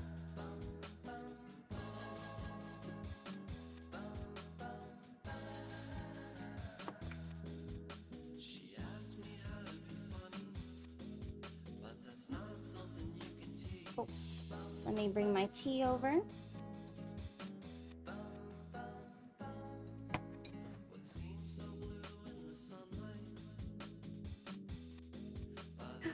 Oh my gosh, I'll show you guys up close in a bit, but it's coming out pretty well. I'm just gonna rotate through these three because I don't want to pull out every single paintbrush I have. I'm gonna put some green for the leaves, and actually I'm just gonna stem them out like vines, really, instead of how you would typically do it, because it gets more space. Yes, it takes up a little bit more space. And we can make a design out of this. Okay, painting with wax, a lot harder than I anticipated. This would take a lot of practice to do something like magnificent. Yeah, they are trying to grow meat in labs. Also, we've recently started using pigs to do organ transplants, and the longest person to live with pig organs was 64 days. And then they passed.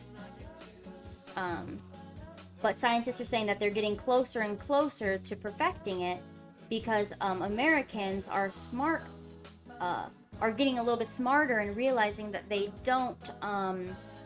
shouldn't be organ donors. And so because of that, now there isn't enough organs to go around for the people that need them. And we have a shortage. So scientists are now using pigs, which is another form of course, animal cruelty and man deciding that their lives are more important than any being's lives. And 64 days was the longest that they've gotten so far. So yeah, America, they just don't. We don't have eye to eye with the same values of America.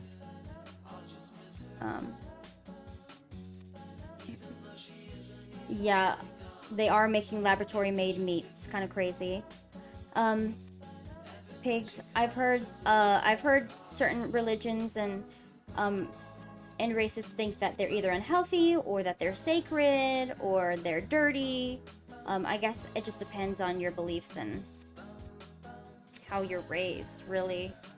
I think Americans are just gluttonous and will eat anything that they possibly can. Oh yeah, Lucky, they're making laboratory-made meat. Actually, they've been in process of doing it, like, for a long time, but I don't know if they've officially been able to, like, conjure it up. Yeah, we don't... Even before I stopped eating meat, I never ate, as an adult, I never ate pork. Once I became an adult, beef and pork were meats that I didn't touch. I would eat chicken and turkey, but I stopped doing that a while ago. I'm actually gonna wrap this around. So this is something you're gonna see when I'm done. But if you're doing it with me, just paint your own design with the wax or paint or whatever you have, and we'll share our final thing. We're really just here vibing, talking, hanging out. I know that right now my setup's not the best. I know you'd prefer to be able to see what I'm actually doing. In the future, things will get better when I get more equipment, but thank you for bearing with me and hanging out with me. I know for whoever's celebrating Thanksgiving, the fact that anybody's here talking with me during the time is very much appreciated. I am very thankful that you guys are all spending time with me today.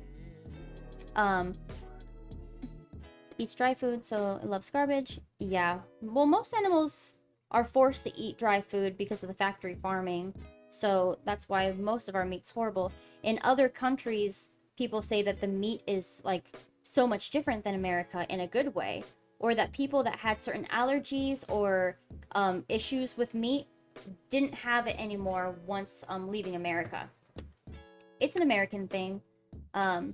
Alcohol is also unhealthy. I am an advocate for not drinking. I don't drink. I don't really agree or support people that do drink. This is definitely a non-drinking friendly stream. I agree with you, Flocky. Alcohol is very unhealthy. The only form of alcohol that I do think is given a pass is red wine. But it's not just you go to the store and grab red wine. There are actually different types of wine and how it's made that help certain organs in your body and that have certain medicinal factors. So I would say that if you're choosing specifically a red wine that will help what you're looking for it to help, like your heart or any other organ or your nervous system or whatever, then it's okay. But otherwise, I'm very anti-alcohol. Yeah, I never have drink. I don't drink. No, I don't really surround myself with anybody. Actually, everybody that I'm around does not drink. They're just, I don't like it. I don't respect it. I think it's icky. Yes, a creator, a holistic nutritionist that I follow.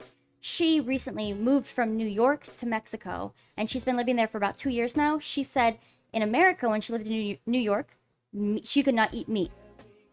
She ended up becoming plant-based because she could not stomach meat. But when she moved to Mexico, she's able to eat it now. It looks different, like the chicken's like thin rather than, you know, in America, the chicken breasts are like big and plump. It's not in Mexico. There's no additives. It's fresh. It's fresh and real, so a big difference. Yes, pretty much anywhere that is in America, the meat and the dairy and the crops, everything's better. It cannot be digested by the stomach. Don't drink even before. Yeah. I guess technically maybe like a recovering alcoholic shouldn't drink kombucha. Technically it could be a gray area, but it's also like, it'd be also the same as a recovering alcoholic can't have NyQuil. You know what I'm saying? Like, I guess it's, I don't think kombucha counts. Fermentation, I drink kombucha. I'm pro fermentation. So I guess if kombucha counts, then yeah. But if kombucha counts, then NyQuil counts and medicine counts. But if we're using and abusing that stuff, like, you need to go to rehab. If we're using kombucha and NyQuil as a form of alcohol, you need to get some help. Lucky you guys drink wine. I think wine, if anybody has to drink, wine is like the only thing that should be cleared. I don't know why there's not more regulation. Well, it's because America wants everybody to drink themselves to death and be out of their right mind. Otherwise, there would be regulation. Yeah, alcohol does bring out the worst in people. It completely alters your personality. And you like your mindset and your like, it just, yeah, no, nothing good comes from drinking. Even for fun drinking or just to let loose or to celebrate, I think it's all excuses, and I can never get with it. Yeah.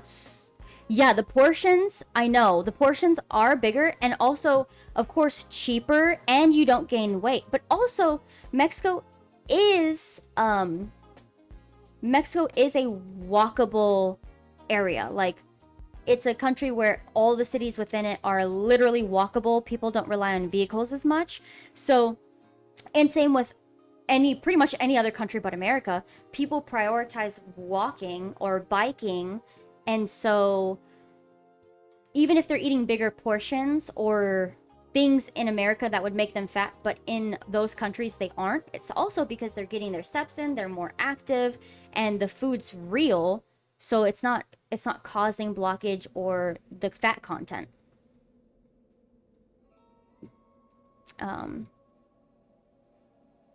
Yeah. Yeah, holidays are a big like reason for people to drink. I think honestly people that drink find any reason to drink. So I don't know. I don't know. The place meat's so cheap. 15 euros. I don't know what that converts to. I don't know what 15 euros converts to in the US dollar, but like if you go to a grocery store and pick up like a chicken breast, it's like $12 to $15 US. I would say it's not really cheap here either, and it's fake. It's not good, it's fake, it's not cheap. Okay. That is actually pretty expensive as well. I think it's just expensive. But then realistically, if we're actually being, if we're thinking logistically here, like taking a life and it only costing $16 is also kind of cheap if we're taking into that perspective. You know what I'm saying? Prefer to do a small blunt over a drink. Yeah. I also don't partake. I'm just fully straight edge. Like I don't partake in anything. But I am somebody that feels as though smoking, or I mean not smoking because it's bad for your lungs, but ingesting. You know what we didn't do? Speaking of smoking being bad for your lungs, we didn't cleanse the stream. Oh, what a weird off day with our Palo Santo Fat Blonde. I definitely believe that smoking, although I'd prefer edibles or ingesting because smoke is so bad for the lungs, but if we're smoking, I prefer smoking, not me, but the people around me. I prefer them to smoke medicinally versus drinking, because technically smoking also is a form of escapism and a vice to run away from your problems, but it also does help with your health. And I never met I have met mean and angry stoners, but in the moment that they're stoned, they're not mean or angry, and it makes you feel better. Like it actually heals you. There's a lot of people that I know that took up smoking out of medical necessity, and because of that they cured themselves from the diseases or severe issues, chronic disabilities or chronic issues that they had, and like made it, maybe not cleared it completely, but made it to where they're fully functional. So I always believe that marijuana or mushrooms or DMT or hallucinogens, stuff like that, is better if you're gonna have a vice or you need a medicine, microdosing. I am full natural medicine over alcohol. The average income of a person is $500. Okay. Yeah, so $16 for meat when the income is $500 is definitely unreasonable. Edibles are easier to find from what I know. Yeah, for $5. Wow. Food in Mexico is so cheap, and you get these big plates that have like 6 different things on them, a side and a drink. for like $6. You get a whole meal and it's fine. Like, people think, well, it's cheap because you're gonna get sick. It's cheap because it's Mexico. No, you're not gonna get sick. Like, most of the time, you're not getting sick from it. I was gonna say like 9 out of 10 times, but I don't have the statistics to back that. But it's not like it's a street vending food and you're scared about if they're hygienic or not. Like, it's not like that. Halal, smoke cigars with a little honey. Oh, wow. Cigars with a little honey. I have a cousin that likes to smoke cigars. I've never heard of the honey thing, but that's so interesting. I think my personality type would be somebody that would smoke like cigarettes. Because I'm very alternative, and a lot of alternative people, you have a leather jacket and the cigarette in their hand, rebelling. But I don't. I don't. There is a pack of cigarettes I want to get. Yeah, I figured you were talking about Cuban cigars. That's typically like the cream of the crop, right? When I go to Japan, there is a pack of cigarettes I want to buy for display from one of my favorite animes, but I will not smoke it because smoking, vaping, drinking, drugs, pills. Oh, if you get prescribed pills, smoke weed, please, because likely healthier lifestyle, healthier nutrition, more movement in your life. If you stay stationary, you're literally slowly killing yourself. You need more people that get, I don't know if you've ever watched, I mean, there's so much information that proves this to be true, but I'm just gonna use, because I was recently watching it, The Biggest Loser. Now, this might not be of your guys' time, or maybe just you live in an area that this wasn't a big show. Biggest Loser is people that were like literally 700 pounds on their deathbed, and they go onto the show where they're forced to lose weight. And these people that wouldn't move a day in their life and were couch potatoes and unhealthy, they were on like 15, 16, 17 different pills for their heart, for their liver, for this, for that, for their joints, for their extreme pain, because the fat on their body couldn't carry, like, it hurt for them to move. Their ligaments weren't working properly. But on the show, they lost the weight with good nutrition and movement. They lost the weight to where some of the people that were on 10 plus pills, prescribed pills, they no longer took them anymore. Literally lost the weight due to a healthy lifestyle, movement, healthy eating, and being more mindful and productive. That's okay. Mindful and productive, and they literally don't take pills anymore. I'm somebody that believes in real medicine, not Western medicine. Real nature, natural, holistic, Chinese, sacred medicine. A lot of people call it alternative medicine now. It's not alternative. It was the original. Western medicine, pills is alternative medicine. It's a topic I'm very passionate about. Well, technically, sorry, I yap so much, I'm falling back on the chat. We were talking about marijuana's not natural. Marijuana is natural, though if you buy it from a dispensary, 99% of the time it's not natural anymore. I worked at a dispensary for multiple years, and there's a lot of additives and chemicals put into the marijuana for the specific strains, or for the color, or for whatever. So if you're buying it from a store or a dispensary or whatever, it's not natural. You're accurate, you're true about that. But if you grow it yourself, it is natural. It's a plant, it's a seed. I've grown marijuana as well. I've actually thought about possibly starting to grow again, as in the household, it's used medicinally. So I don't smoke it, but it is used medicinally in the household. So I figured, if I grow it, then I know exactly the source, because I don't like when people buy from dispensaries.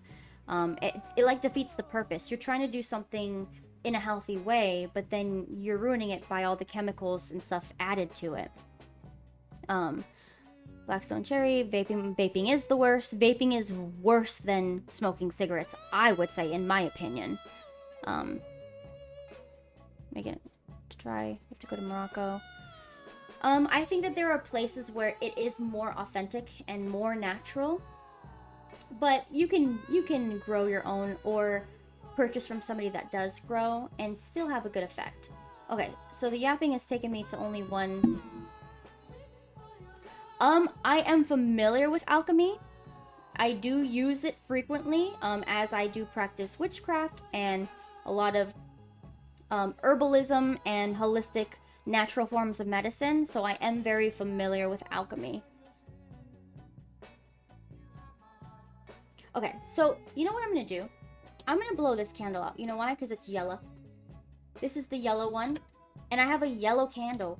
Why did I even light that? Also, none of these smell.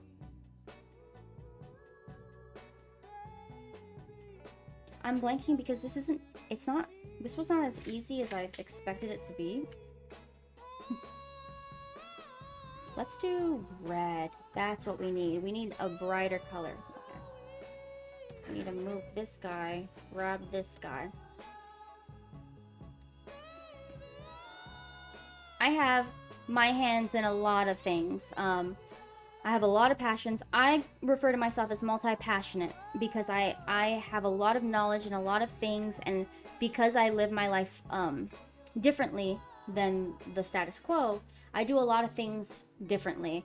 So it's caused me to have a lot of knowledge in non-modern type of things, which I think has helped me because I love who I am. I love the person I am.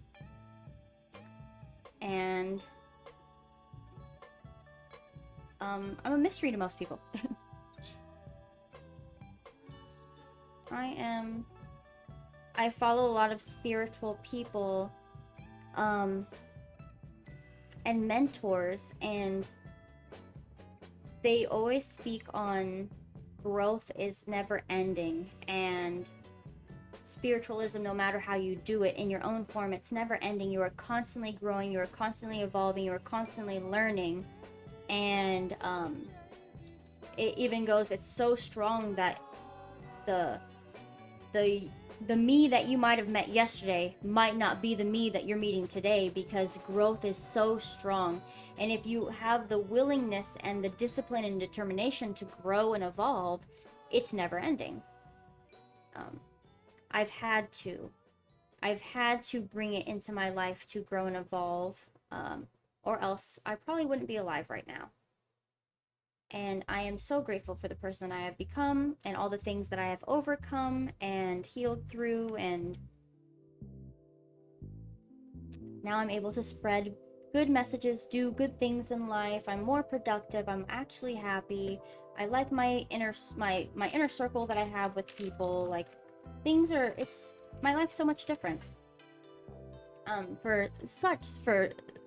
For the better. And it's like I'm such a big advocate for change and growth, and you're never too late, you're never too old. I mean, for example, with my college, I'm old to be in college still. Like, I'm a little old to be in college, but I'm not old. I don't think anybody's too old to start, or there is an age, but people give me looks when I talk about it, because like I should have been long graduated, I should already have a career, I should, or even with me getting braces, I'm too old for braces. But it's like, there's no age limit.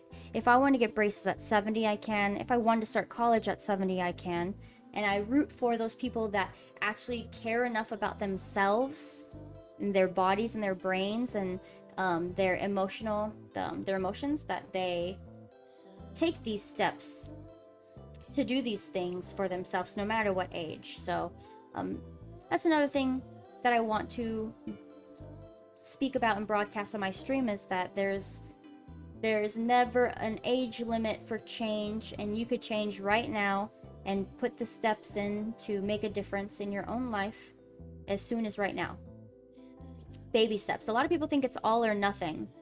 Yeah, 0 to 100, and if I can't do 100%, I can't do it at all. With growth, that is not the case. You have to take it step by step, or it will be impossible. You can't cold turkey bad habits and cold turkey the things that has been embedded in your brain. You have to unlearn things and get new, better habits and new hobbies, and it's a hard work, but it's worth doing. I should read the introduction. Okay. He was the first scientist to fly. Okay, I'll look into that. His name, I cannot pronounce the name, but I will look into that. I can't write it down right now, but I'll go back to our chat and write it down. Mothers make great people. If I choose something, I will marry an educated. Yeah, I think that's a great idea, Flocky. I think that having somebody, if you're educated, if your wife's educated, having education, period, and it doesn't have to be like on paper education. It just has to be like having knowledge and the compassion to research things type of education. Somebody you can hold a conversation with. If you can't hold a conversation with somebody, then it's just not fun. One job, raising her children. I love that. I think that's a wonderful mindset. And I fully respect hands-on stay-at-home mothers. It is a hard job because it doesn't end. Yeah, it is the greatest work. I think motherhood is sacred and beautiful, and people in this day and age don't give women enough credit for the hard work that they put in to be mothers full-time. And they have to completely change their lifestyle and bear a child and feed the child with their bodies, and not to mention the physical and mental changes that it goes through a woman when pregnant and giving birth and the aftermath of it. But also you're raising a human being, and you don't get a break, especially stay-at-home mothers. They don't get a break. They don't get to just freely leave the house without the child. They don't get to sleep in. They don't get to skip making a meal. They don't get the privilege to do that. They still have to clean. They still have to cook. They still have to raise their child. They still have to take care of their boyfriends, husbands, baby daddies. Like, you don't get a break. And then if they are given the break, then it's usually involved with the man of the house or whoever. Well, how do I do this? What do I do? Oh, tell me the steps to do this and to do that, because they're so uninvolved in their children's life. They don't even know how to feed them. It's hard work. But I praise and I respect women who are full-time mothers, hands-on mothers that are raising a future productive child to the community. Yeah, it's actually women actually cannot work equal to a man. Yeah, your mind and body and mental state, it all, your emotions, everything changes after you give birth. Yeah, and I've heard it takes years for you to start feeling back to yourself, and nobody tells you that. You don't expect, oh, I'm just not going to be myself again for however many years or if ever. Yeah, it's stressful. You love your mother's food. She says, educated. Yeah, just like you said, it builds a generation. I'm so grateful that how much you respect your mother. I think how much you respect her shows your respect for women and what women do for life and the world.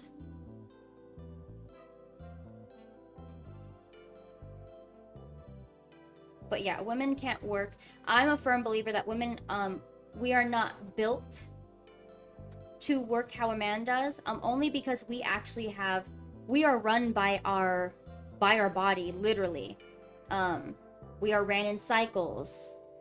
by our menstrual, luteal, like all this stuff, all these different cycles in our body. We are actually ran by it, and our body changes every single week according to what phase we are with our hormones. Literally, our hormones run our life, and we are not made to the same amount of work every single day, this many hours a week, this many hours a day, this much work. We actually were not built. We are not on the same clock, internal clock, as men are. Now, I think women are capable of doing anything that a man does, and likely better. But we weren't meant to. We aren't meant to overwork ourselves and overstress ourselves. And I firmly believe that. Women are meant to have grace and be respected and be honored, and that's how I feel. Now, not that a woman shouldn't work. I feel like working women, I just feel like working women shouldn't be forced to work as much as they do, like have the same schedules and have to ignore their body and just overwork and just push it to the back of their brains because they have to push through. I just feel like there should be different types of scheduling for women, and we should be able to honor our actual body. Okay, I like this. I like what we're doing right now. You have dyslexia. I had trouble writing, so she's been helping me since I love that. I'm so happy for you. And actually, surprisingly, dyslexia is very common. I've noticed a lot of people have dyslexia.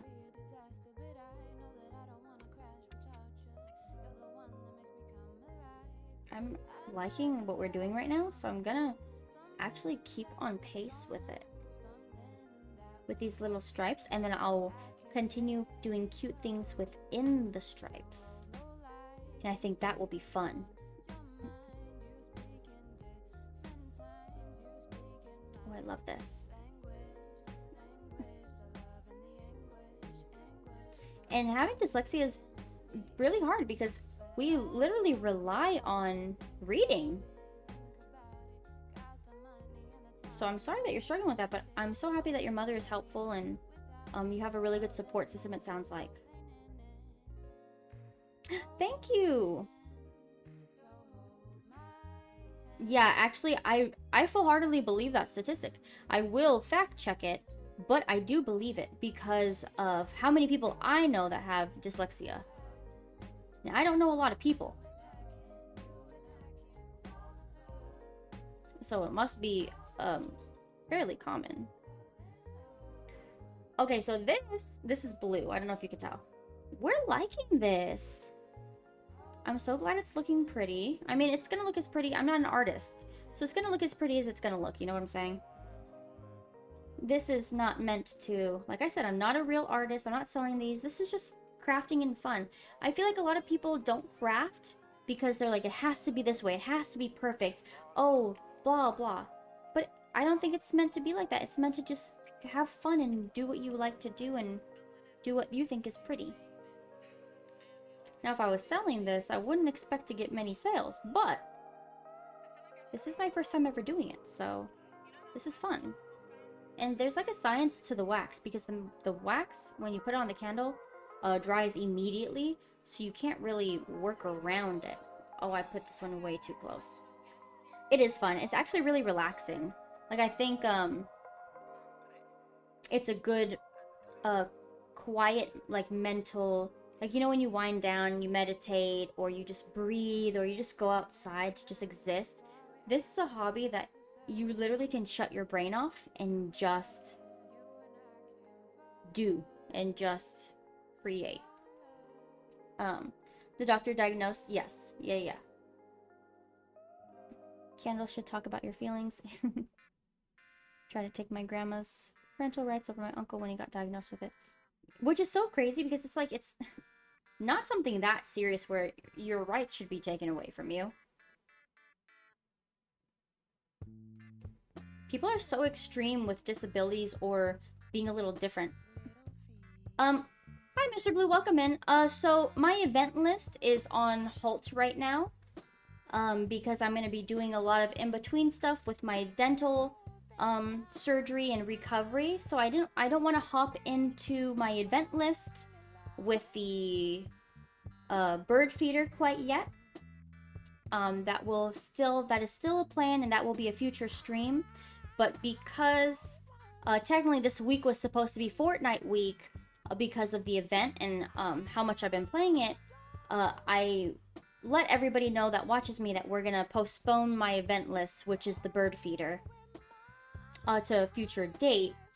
But I woke up this morning and I was like, you know what? I don't really want to play Fortnite anymore on stream. It doesn't match my vibe. I'm not a gaming streamer. My streams are meant to be a community space where we can all talk about certain things and then craft and read and cook and do IRLs and explore and venture. Sorry, I'm talking too much. I'm getting a tickle in my throat.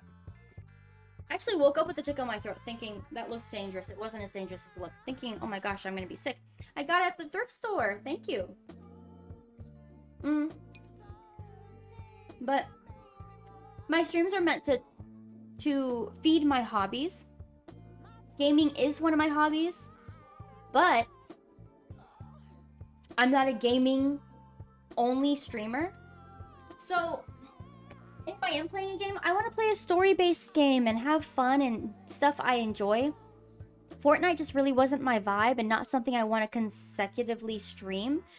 So I woke up this morning, and although the plan this week was to have Fortnite streams until the event, I woke up this morning and was like, I don't want to do that anymore. Okay, Lucky. I don't want to do that anymore. I don't want to play Fortnite on stream anymore. So I did an impromptu, spontaneous craft stream. This was not planned at all, but because I've been telling all of you guys I wasn't going to be doing my event list, which is the Fears to Fathom, the Bird Feeder, Outlast, all that stuff, I was like, well, I can't just pop up today and start my event list, like reopen it up with no notice to everybody that watches me. So the Bird Feeder is going to be coming up. It actually might come up in the next couple days, but I just didn't want to do it today. I wanted to do this craft first, a spontaneous, just candle painting, nothing serious. I have get bullied because no one understands it. I'm so sorry about that. Are you saying that I have the thinking? I feel like I am rare. Good night. Thank you for spending time with us. Thank you for spending time with us. Thank you for chatting. I think that you hold very productive and high intelligent conversation, and I love having that in the stream. So definitely come back. Thank you for being here. We love your presence. Have a great night. Okay, yeah, absolutely. Also my Instagram's linked down below too. So if you ever also my Discord, well, you have to actually type in for the Discord, but oh, you're in it. So through my Discord or through Instagram, I'm always available. Thank you for everything. Have a great night. Mr. Blue, am I going to get back into PUBG? Absolutely not. As I was saying, I'm going to be doing pretty much strictly story mode, story-based games. Fortnite was kind of an anomaly.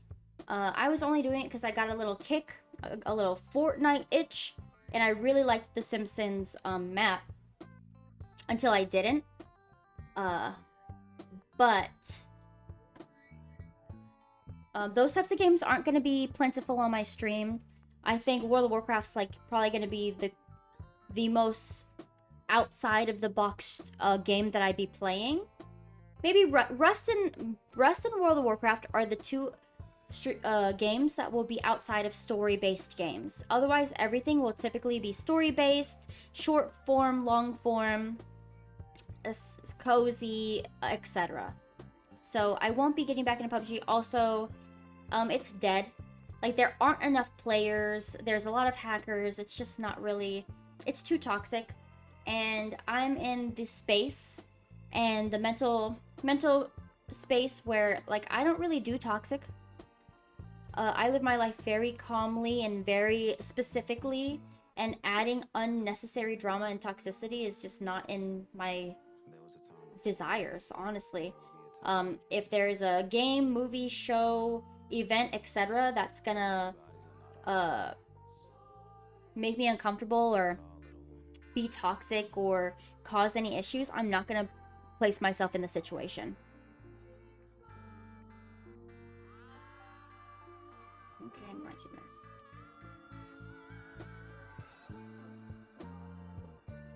I'm liking this a lot. And, oh, I can do the vines through. I can do the vines through the stripes as well. I'm going to probably do one more different color stripe on this area.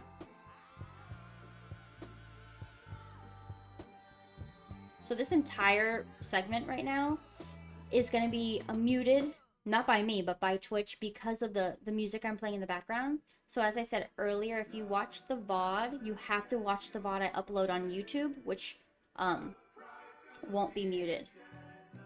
And worst case, if the song, because sometimes when I've uploaded YouTube videos from my VOD, they will say this song is banned in all countries to play, and they wouldn't post my YouTube VOD. So I had to go in and mute the song, but it didn't mute me talking. So worst case, if one of these songs might have to be muted behind my yapping, and I mean, that's really not worst case. But for Twitch, they're more strict.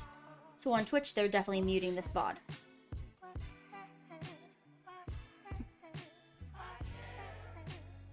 Okay. I love this. This is nice and cozy and relaxing. Really, I do things that relax me. And it kind of goes back into, like, you bringing up PUBG. PUBG's a little bit too high intensity for me nowadays. I'm just not... I don't like the same entertainment things that I used to like at all, really. And so PUBG is just too... Fortnite, when I play it, I'm just chill. Like, I don't care enough. And so it doesn't affect me because I just don't let it. But there are some games that you just can't, like, that are just so toxic and hectic and frantic. And I'm like, I don't need that energy. I'm perfectly happy without having all that drama.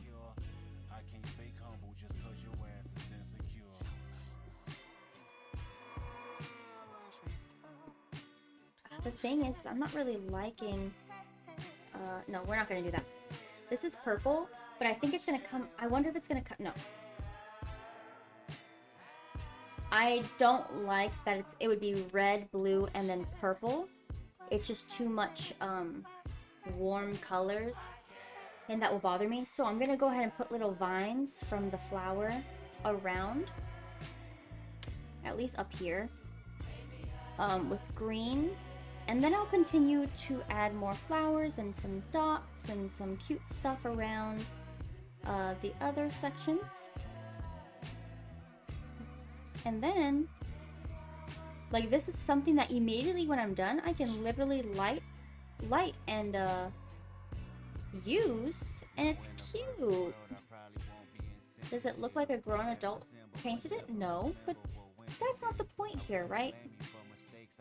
The point is to have fun.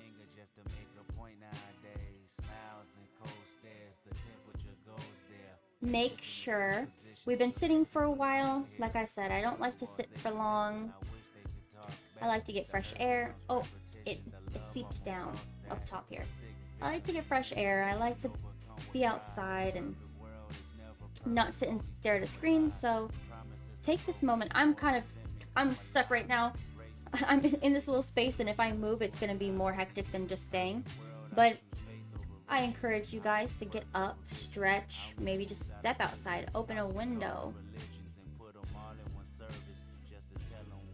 If you guys are cooking today for whatever, either just cooking to cook or cooking for a celebration, cooking for a feast, cooking, whatever, doesn't matter. Take a break.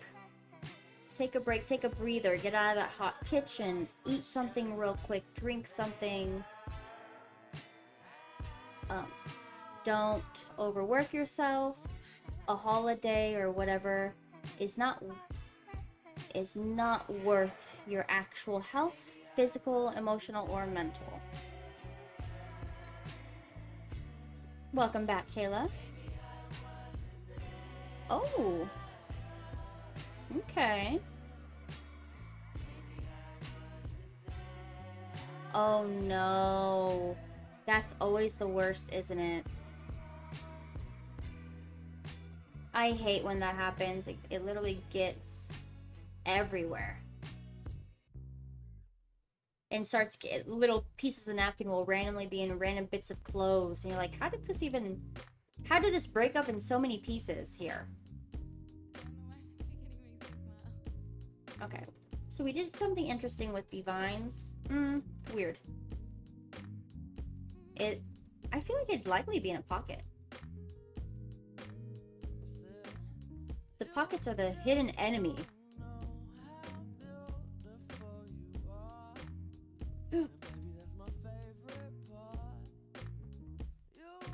Okay, we took an interesting route with the flower up top. It's cute. It's my first candle. There's a lot of designs I would have preferred to do, but I kind of just like freehanded it. I didn't really go off of any inspiration. You could, like, there are so many people that do the wax candle painting, and that you could probably find so many types of inspiration on Pinterest if you want to make a cute one. I just went off of my dome. Obviously, it didn't really work very well because, yeah, it's cute, but it's also not as cute as it could be. Also, I don't know what's up with this up here. This was a bad decision. But this is not meant to be perfect, so I'm really happy about how it's going. I'm not going to paint over that. Thought I was going to, but I changed my mind.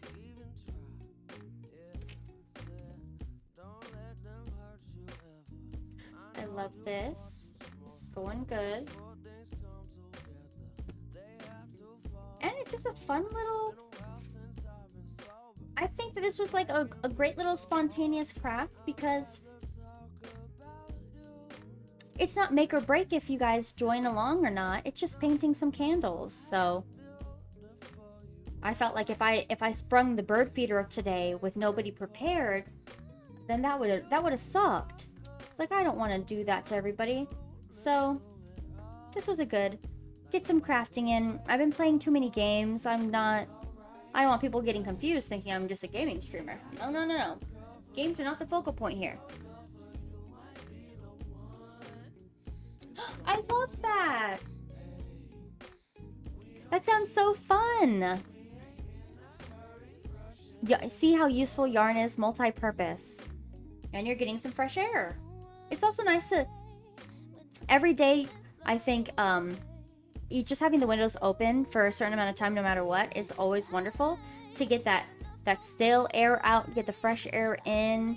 It's also relaxing. You get the real oxygen from all the trees. I mean, there's so many trees near our area, especially where I am in the complex. There are a bunch of trees over there. I'll go outside and get their oxygen straight from the source. Okay, I pulled out this. Oops, sorry. I pulled out this bad boy. We're not doing two, but what I will do, we're not going to do two today, but this can be I can do another one and maybe actually try to copy a picture and see how it goes. But I still have a long way to go with this one. I didn't realize. Yeah, airing out the home is so good. And especially, I mean, we have so many animals. If we didn't air out the house, it would be horrendous. Like, you actually have to air out the house. Okay. So, what do I want to do? Maybe little hearts? Let's see if I can do a heart.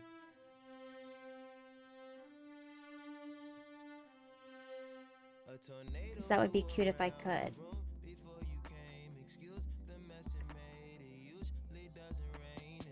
Oh my gosh. Well, I'm not sure if it looks like a heart. But it's working. Whatever it is, it's working. I'll show you in a moment.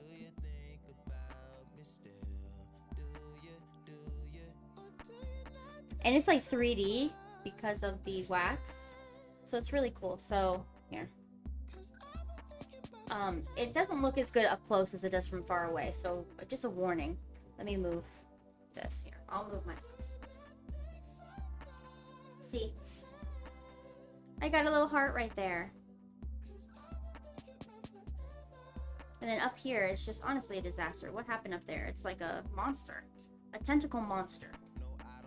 That's okay.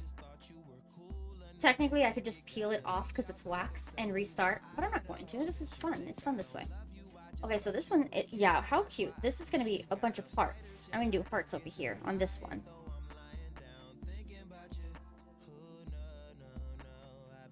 I have red right now.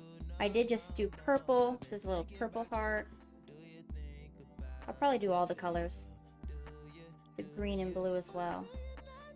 This is so cute. I know you can't see, but oh my gosh. And I just have a little compostable paper over here that I'm wiping the excess wax off because it's building up. And if I didn't, well, this would be horrible.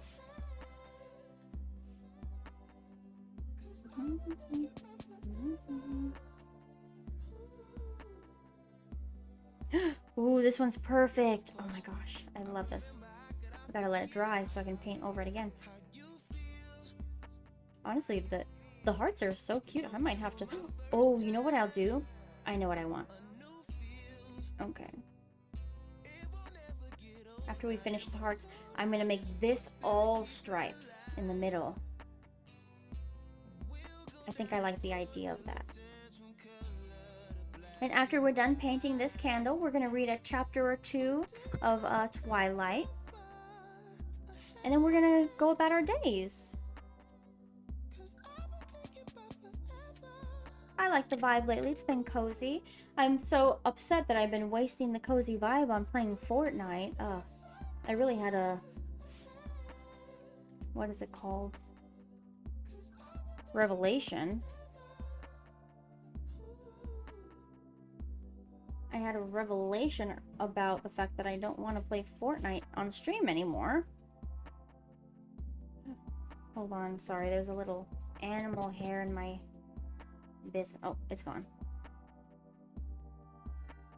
It went away. Okay.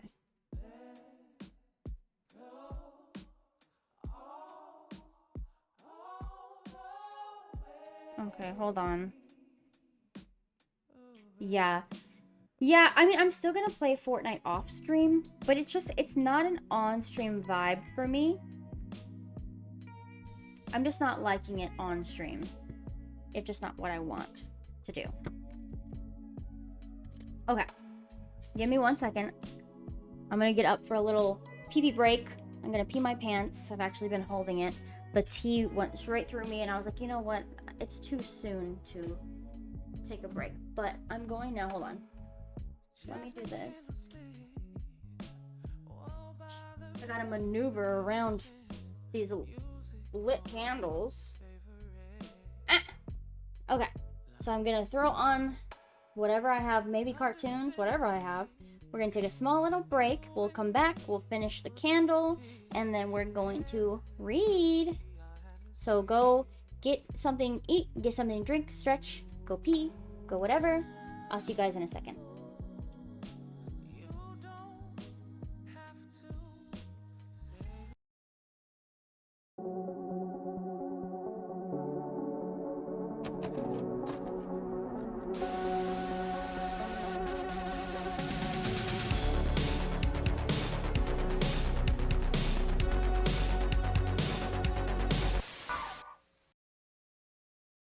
They've come in search of a treasure. What they'll find is adventure. Nick is turning up the heat for a legendary new season.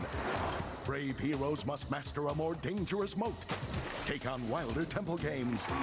Discover Olmec's mysterious legends.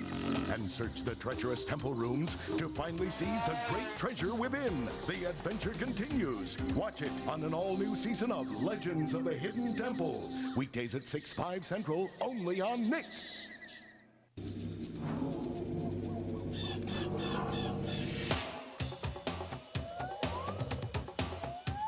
Legends of the Hidden Temple. With your guide, Kirk Fogg. And here he is now.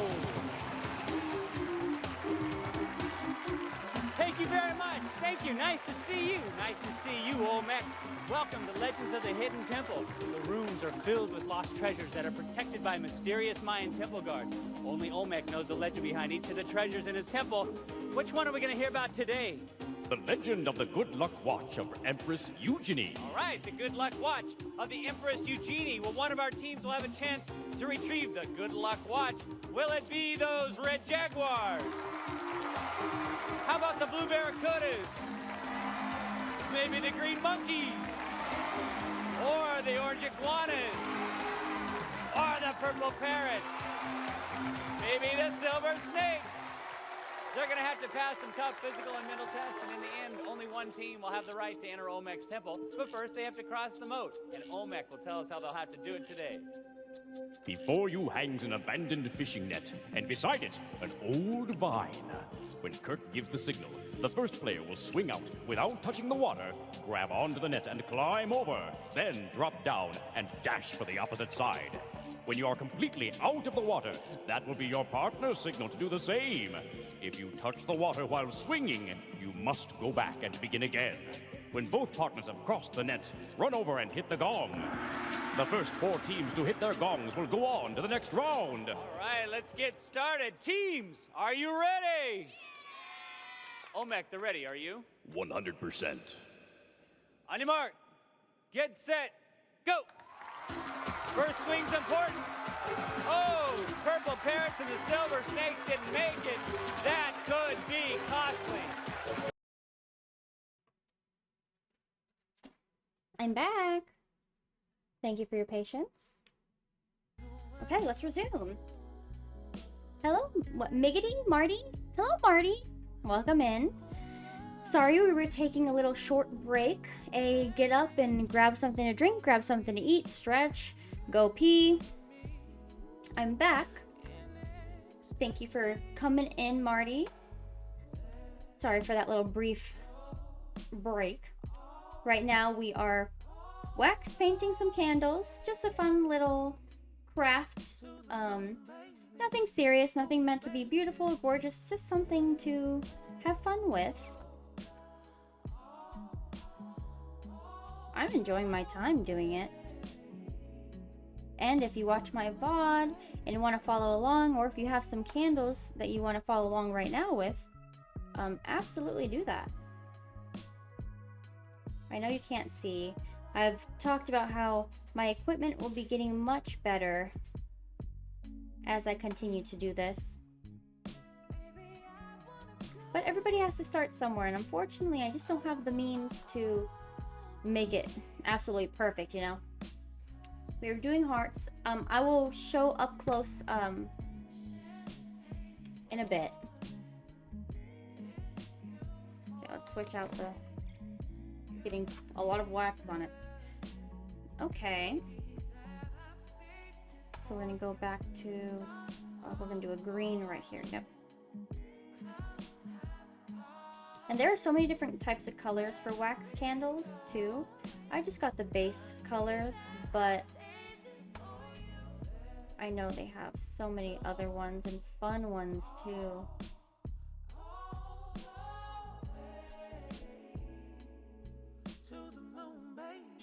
I love this. Red. So I'm like, which color should I do? Because I don't want to overlap colors on accident. But because I don't have that many, I'm circulating through them all, and I was like, oh. So purple would probably go here. A follow! Thank you for the follow, Marty. Welcome in. We're so grateful for you to be here, and especially today. I know a lot of people are busy today, but you still took the time to watch me. So I appreciate it. Right now, we're doing an impromptu craft stream, which is just us painting candles, vibing out together. Typically, we do more planned craft streams. I'm gonna be making a homemade bird feeder soon, and I do craft along, so you can get the supplies and make it with me. So we have a bird feeder coming up. I also read books on stream, cook recipes. We're going to be starting a new segment where we make recipes off of the games that we play. So right now I'm playing a game called Fears to Fathom, and there was like a casserole on it. And multiple people in the stream while they were watching were like, we should make that on stream. So I'm going to make the casserole. And any future games that may have food, we're going to make it on stream. So this is pretty much just a hobbyist stream. We do hobbies here, from gaming to crafting to cooking to instruments, anything, really anything. Anything that we like and enjoy and have love for, we do. I'm also a big activist, so there's a lot of activism streams that happen as well. A lot of talking points, etc. But for the most part, we make some tea, drink it, talk, hang out, and then go about our days. It's just a little community. It's just a little community. Yes! I'm so glad. Yeah, it's meant to be chill and cozy. It's very lurker friendly, so if you're just here and don't want to type, or you have me on in the background while you're cleaning, while you're cooking, while you're doing whatever, thank you. I appreciate that. That's what my stream is meant for as well. You don't always have to be in here typing. I know you're here. I'm grateful that you're here. So thank you. We got the little hearts. So I'm gonna add more rings down here. Now this is not a masterpiece, I'm aware. This is my first time painting a wax candle with wax. This is a beeswax candle. These are soy tea candles. I just want to do something fun and cozy. So, yes, and right now we're reading Twilight, which after I'm done decorating this candle, we're gonna get into a couple chapters, 1 or 2. But once we're done with Twilight, we're gonna move into like more banned books, more books that have a lot of information and meaning behind them. But yeah, we do whatever. We do a bunch of stuff here. That's why my name is Eclecte. It's Eclecte because I'm very eclectic, and my hands are in a lot of different pots. Oh, we had a little leakage. It's okay. A little wabi-sabi. I do plan sooner than later to start a little cozy Stardew series and just play Stardew and then make the foods off of the game as well. They have I think an unofficial Stardew cookbook, so that will be a blast. Oh, we had a little oopsie. You can't tell here. I'll go up over. See, the oopsie is that it dripped. But this is what it looks like so far. And because, sorry, I hit my mic often. Sorry.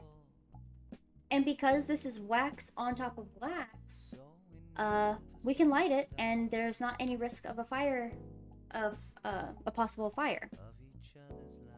Whereas there's a lot of things that cause risk. There's some beautiful candle designing where people will press like live leaves and flowers and plants and stuff like that on here. But if you light it, it could be a fire hazard. But this doesn't. This is perfectly good. If you don't have the tea light candles colored, use paint, non-toxic paint. It's perfectly fine. If you don't have a long candle, use a short candle, use a thick candle, doesn't matter. It's just meant to craft and to have fun. There's no goal here. Hi, Curse Kylie. Welcome in. Thank you for being here. I hope both you and Marty's days have been amazing. I'm so grateful you're here. And anybody that's lurking that hasn't typed in chat, I keep my viewer count off and I don't see who's in. So anybody that's lurking, thank you for being here. I hope the stream's been nice and cozy. Am I interested in custom stuff? I mean, always, of course. If you have a portfolio as well, here, let me link my Discord. If you have a portfolio that you would like to share, and maybe for if you like do this as a job or whatever, if you want to get more traction or maybe a new audience, sorry, this is not usually this awkward. This is not usually this unorganized and awkward.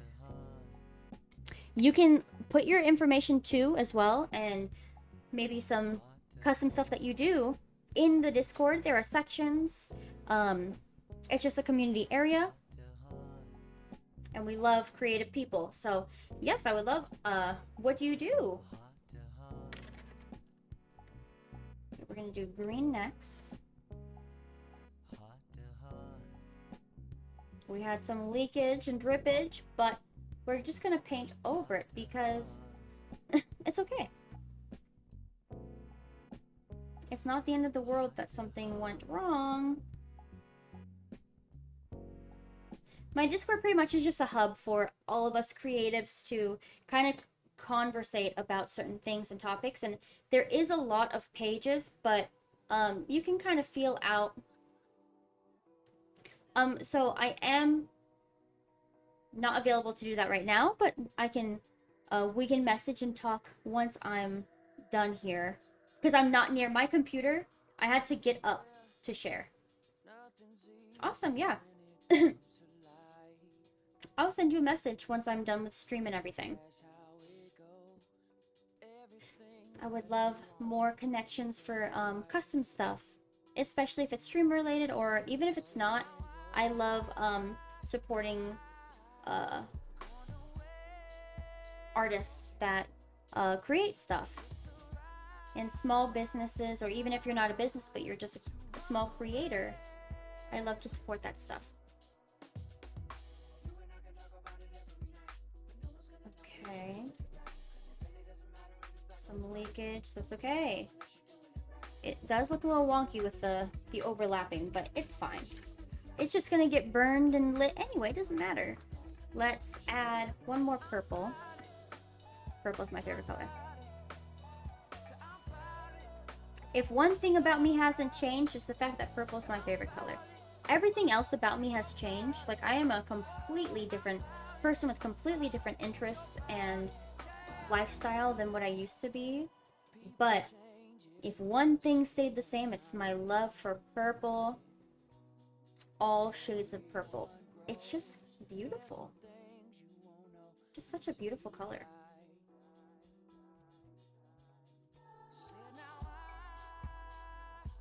Oh my goodness. Okay. So, I know you can't see, but we have a weird flower up here that transitions into the stripes, and then a heart collage. Then we have just stripes. Sorry, I hit the mic. Just stripes. And then down here, we might do maybe little stars or little dots. Well, no, because the dots are kind of too close to the hearts. We could do, well, the stars might be difficult to portray with what's happening here. We could just do little polka dots. Let's see what that looks like. And if I don't like the polka dots, I'll turn them into hearts. Let's start with red, because it's the most visible and we can get a feel of the vibe. Oh, okay. So the vibe is, it dripped immediately. We gotta do this a little differently.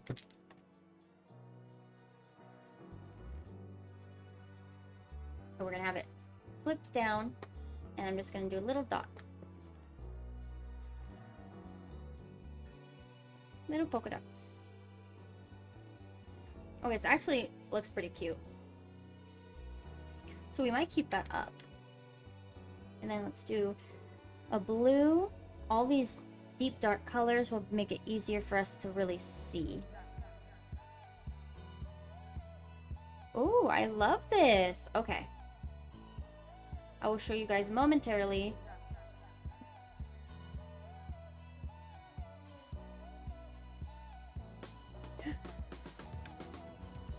Little purple. We can't forget the purple.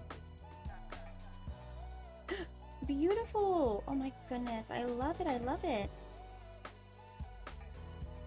And we're just going to polka dot these all around, and they're going to dry 3D, which is so fun. And you could do different sizes. Like, I have super small ones and super big ones. Not purposefully, I'm kind of just letting it drip off the brush. And it's doing its own thing. Ooh, that one's drippier than I wanted it to be.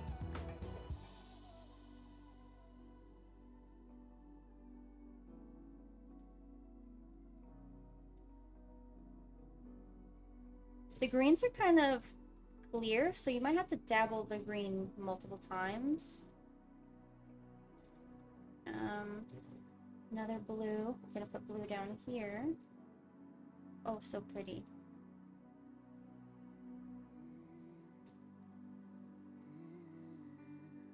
Okay, so far, we have just these little polka dots down here. I know you can't see. I know you can't. Oh, now you can. Little polka dots. And actually, the polka dots might be my favorite. I know the hearts are cute, but these polka dots are real cute. And I'm having some cross-contamination with the paint, so I'm with the wax candles. So I'm getting some fun colors as well. Like, they're kind of forming into different colors, which I'm perfectly fine with.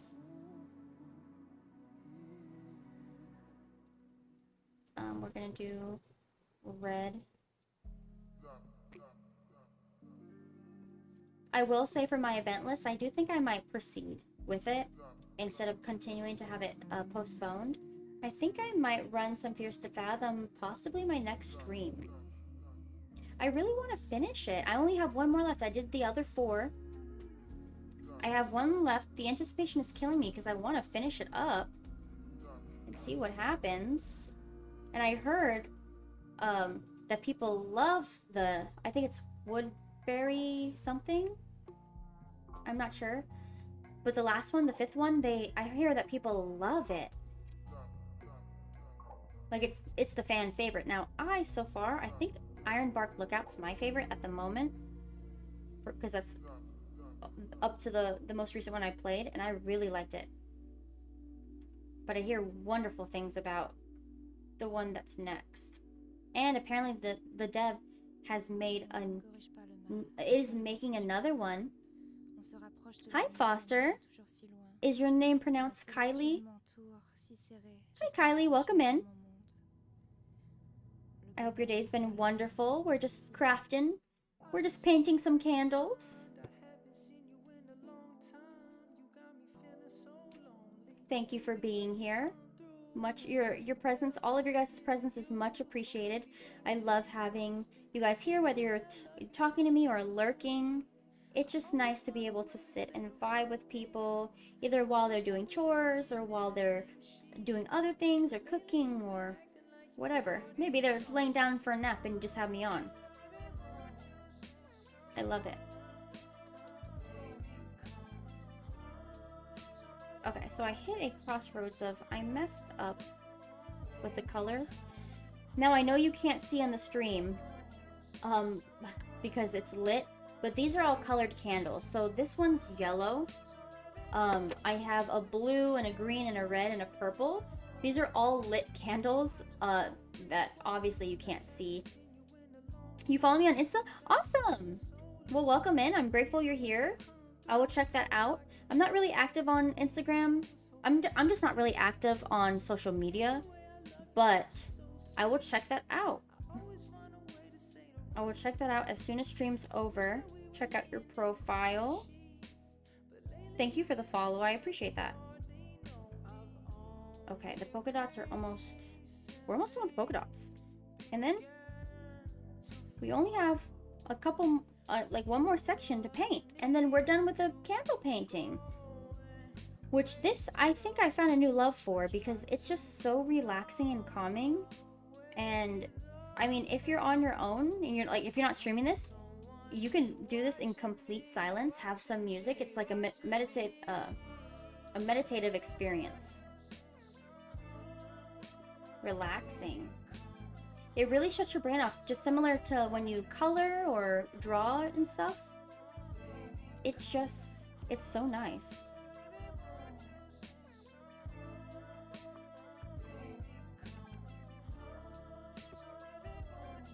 And I will show you guys up close in just a moment.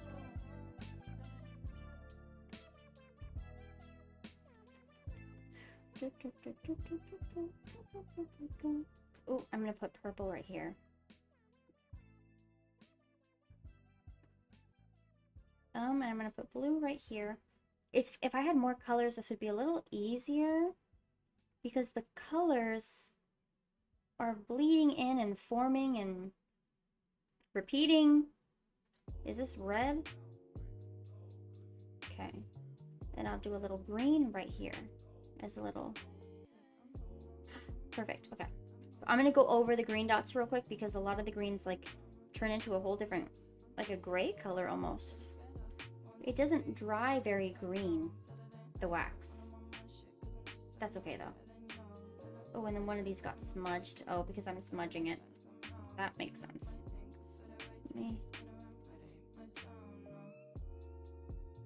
Let me fix what I smudged. Okay. Let me show you the progress so far. I think the polka dots are by far my favorite.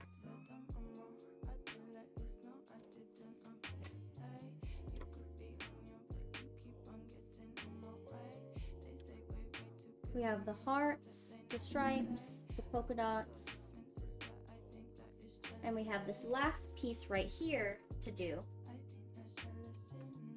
Oh my gosh, I'm so excited and happy. Give me one moment.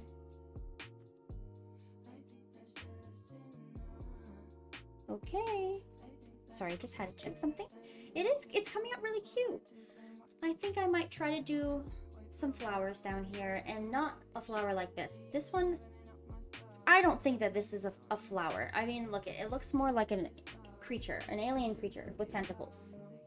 I don't know what happened. Or like a little stuffed animal. I feel like I've seen an animated stuffed animal that looks like that. We're gonna try to do just little tiny flowers down here, and then that will be the candle, and literally we can light it. I can see if I can, because I have a candlestick that's like really big, but I might be able to light it while we read. Hopefully you'll be able to see it lit. Let's try this. Let's try these. Even if they're just like little smudge. We always start with red or blue because it's the easiest you can see. Okay, let's just do a little dot. We'll start with a dot and then we'll go in with let's do green with the leaves, and let's see how this goes. And I'll kind of do it bigger. Oh, this is cute. Okay, hold on. Oh, we might have did it. Oh, we might have ruined it.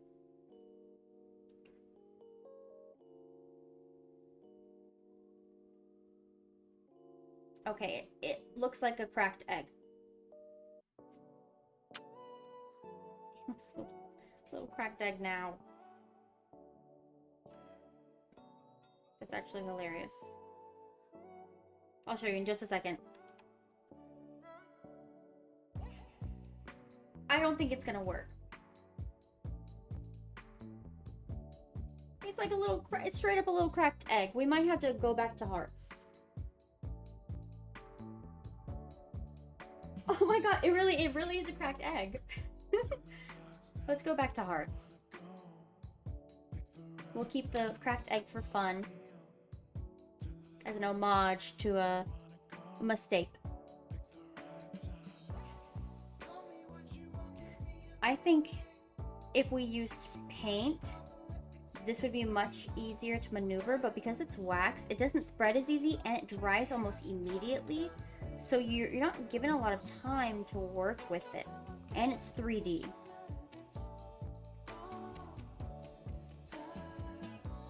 So we're gonna do... Actually, you know what? Let's do a mixture of everything. Like the finale. We'll have that weird wonky flower, just like at the top. We'll have some hearts, and we'll have some polka dots.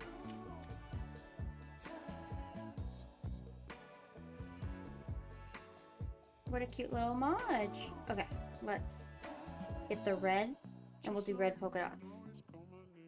Oh, yep, I love this idea. Except it's leaking.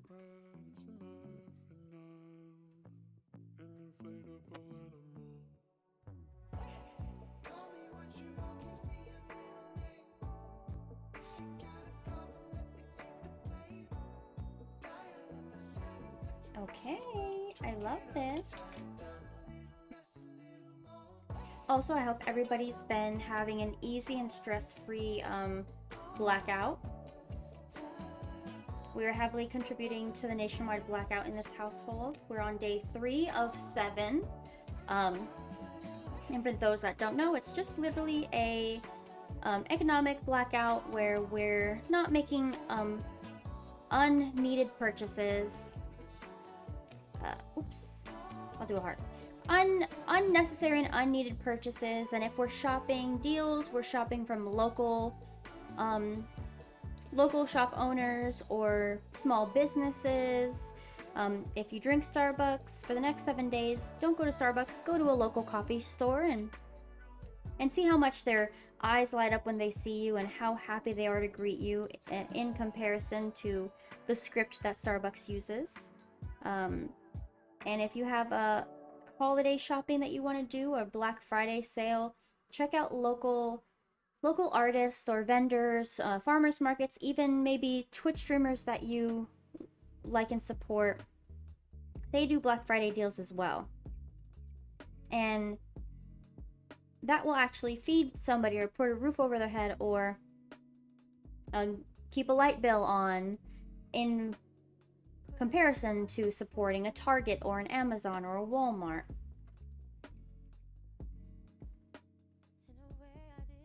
I don't do unnecessary shopping to begin with. I'm very picky with what I buy, as well as I always thrift. A lot of the stuff I have and use is thrifted. It just makes everything more fun and more... There's history to it. There's no shame in secondhand shopping. I love it. I'm an advocate.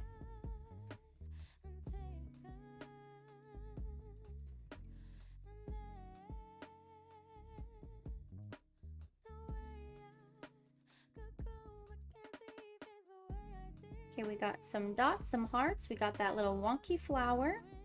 We're about to be done.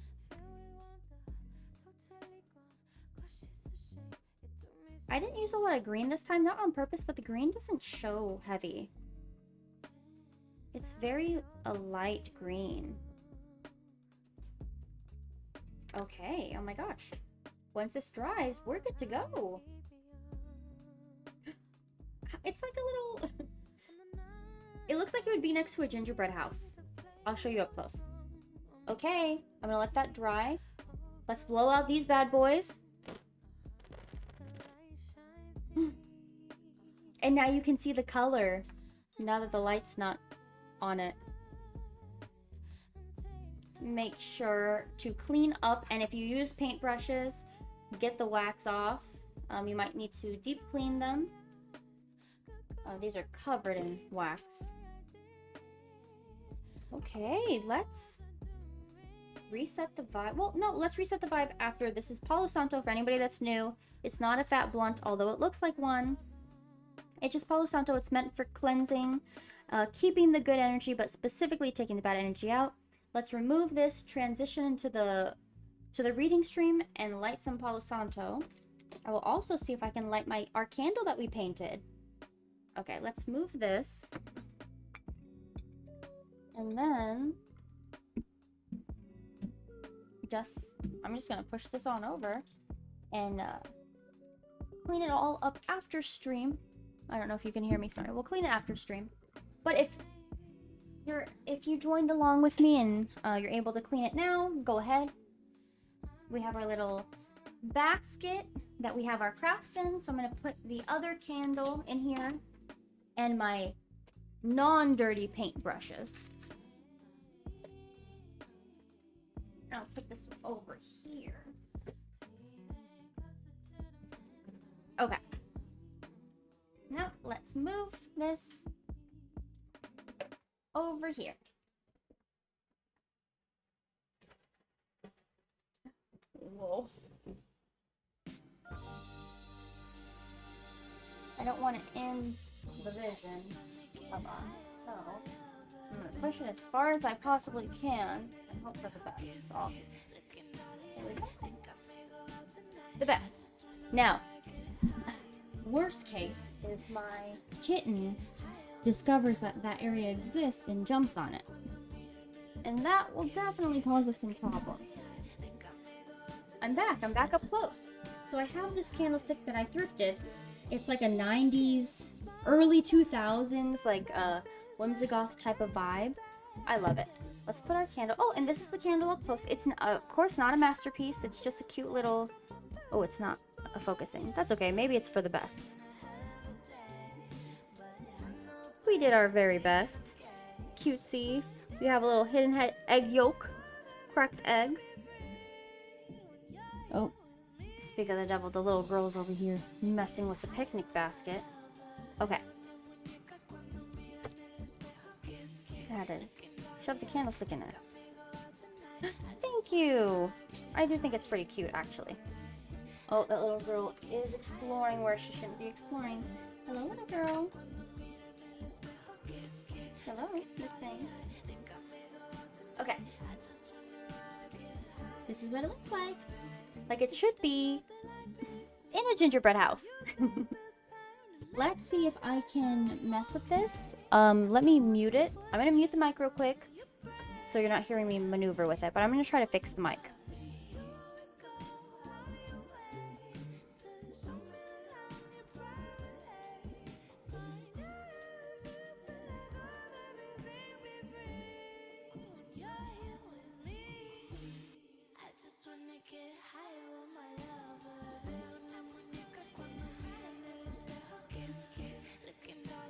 Perfect, I'm loving that.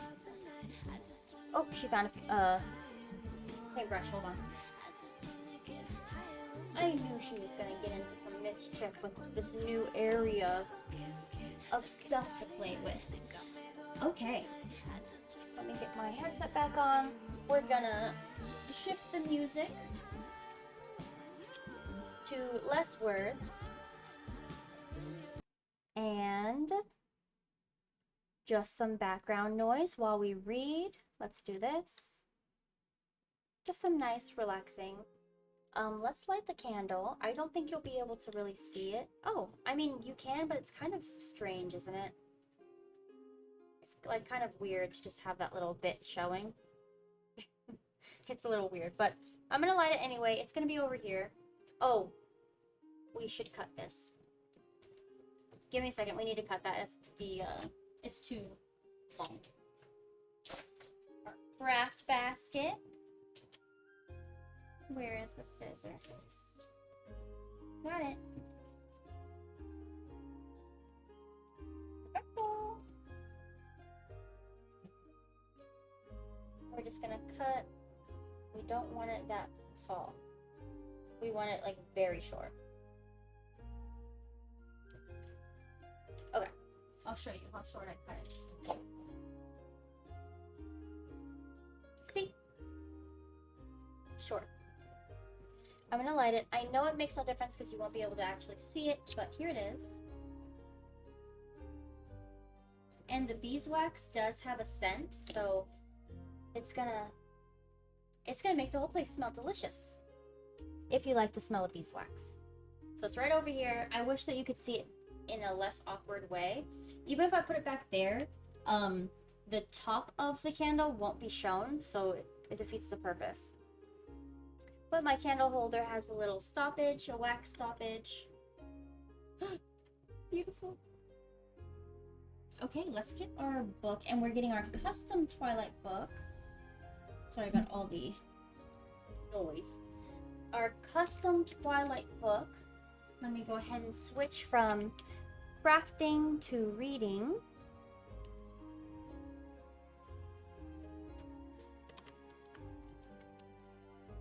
Perfect. And we're gonna start in on some Twilight. Thank you for everybody that's been here the whole time, that's just coming in, that's lurking, that's followed. Thank you so much. You being here means a lot to me. I'm just here doing my hobbies, enjoying my life and doing my hobbies, having a good time. I actually, sorry, you're gonna hear a little bit of noise from the mic. Oh, hold on. Give me a second.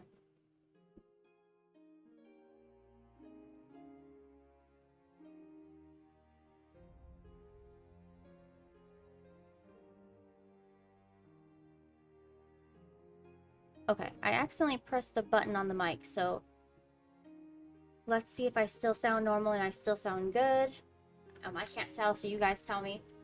I made before I started streaming, I made a specific reading page slide, but I never committed to using it on accident. Sounds good? Perfect. So this is my reading page. And my screen, and I've forgotten to use it so many times, unfortunately. Let me see if I can move this slightly more up so you can see the tippy top of my head. Beautiful and perfect. Okay. So this is the first time I'm using this slide, but I've had it the whole time. I guess, forgot to use it. So we have our custom Twilight book. And we are not professional readers. I read, but I'm still getting the hang of reading out loud. So if you're trying to find somebody that is full-blown audiobook reader, this is not the stream. But if you want to vibe out, hear a little bit about Twilight, and join me, then you're in the right place. So I'm gonna have a little sip of my tea.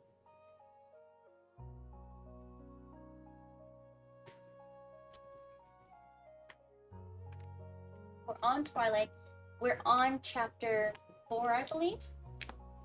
We're still getting started on the series. I have some VODs on YouTube. Down below you can find my YouTube. That my other story, my read-alongs are uploaded over there if you missed it.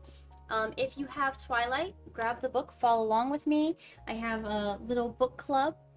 Right now, I'm the only one in it, but eventually, as I build the community, this is only my this is my third reading on stream. I'm meant to be reading a lot more, but I've been dabbling with everything, and I love doing so many different things. So we're always gonna come back to reading, though. Let's see. Let's just see. How do you join? Okay, so technically, like, it's not really a... Okay, not too bad. So I'm not sure how many chapters we're gonna read. Okay, so down below, I have also, I think I just have a command too. It's not really anything to join. It's just, I have a section on, so that's my reading list, so you can know where we are, what book we're reading, what book we've already read, if you want to recommend something.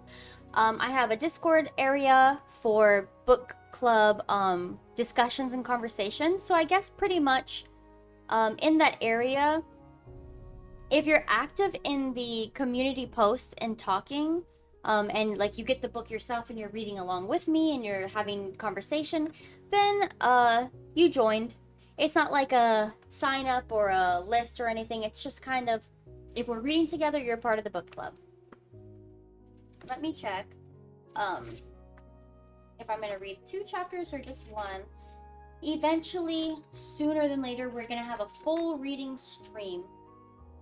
We might do 2 chapters right now, but I will not confirm nor deny. It depends on how I feel. But coming soon, let me do my cleanse real quick before we officially start. But coming soon, we're going to do a full reading stream.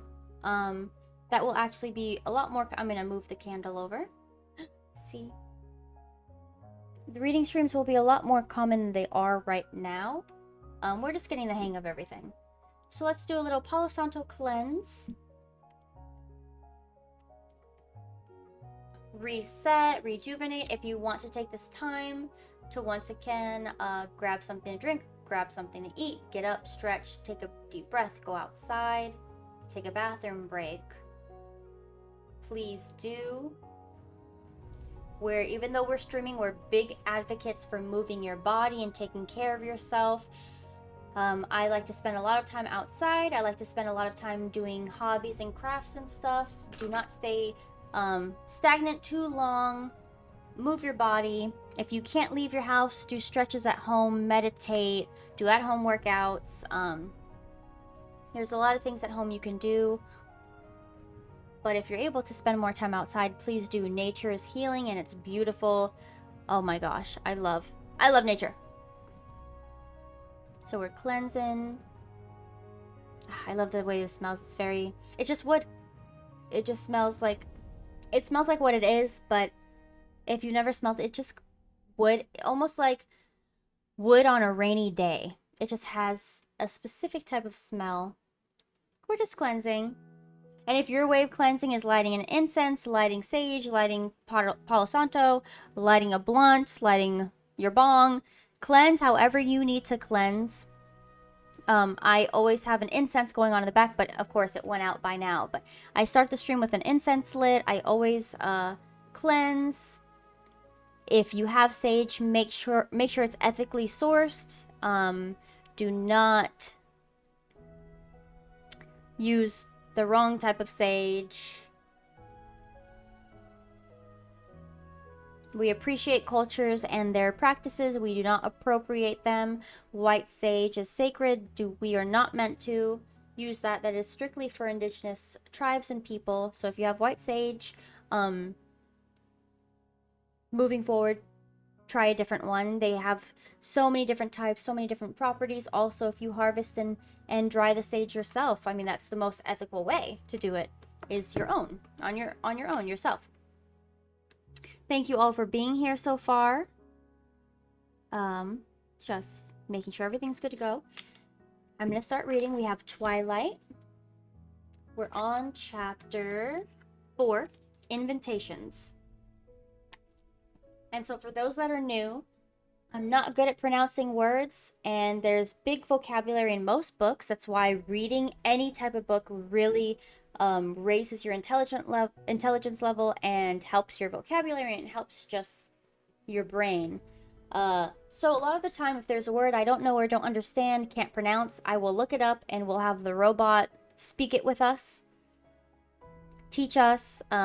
I jimble and jamble my words often, just when I talk normally. So when I'm reading, I definitely jimble and jamble. Oh, sorry, my kitten's running into stuff. But here we go. Twilight. Give me 1 second. I don't know what oh, she's trying to get in a cabinet. I was like, what is she doing? Twilight, chapter 4, Invitations. In my dream, it was very dark, and what dim light there was seemed to be radiating from Edward's skin. I couldn't see his face, just his back as he walked away from me, leaving me in the blackness. No matter how fast I ran, I couldn't catch up to him. No matter how loud I called, he never turned. Troubled, I woke in the middle of the night and couldn't sleep again for what seemed like a very long time. After that, he was in my dreams nearly every night, but always... Oh, here we go. Here we are. Here's a word already. It almost sounds like... reads as though it would sound like peripheral. Here. That was pretty quick. We just started the chapter. But also, it's a vampire book, so there's a bunch of words that... Oh, it's also a band. The word's also a band.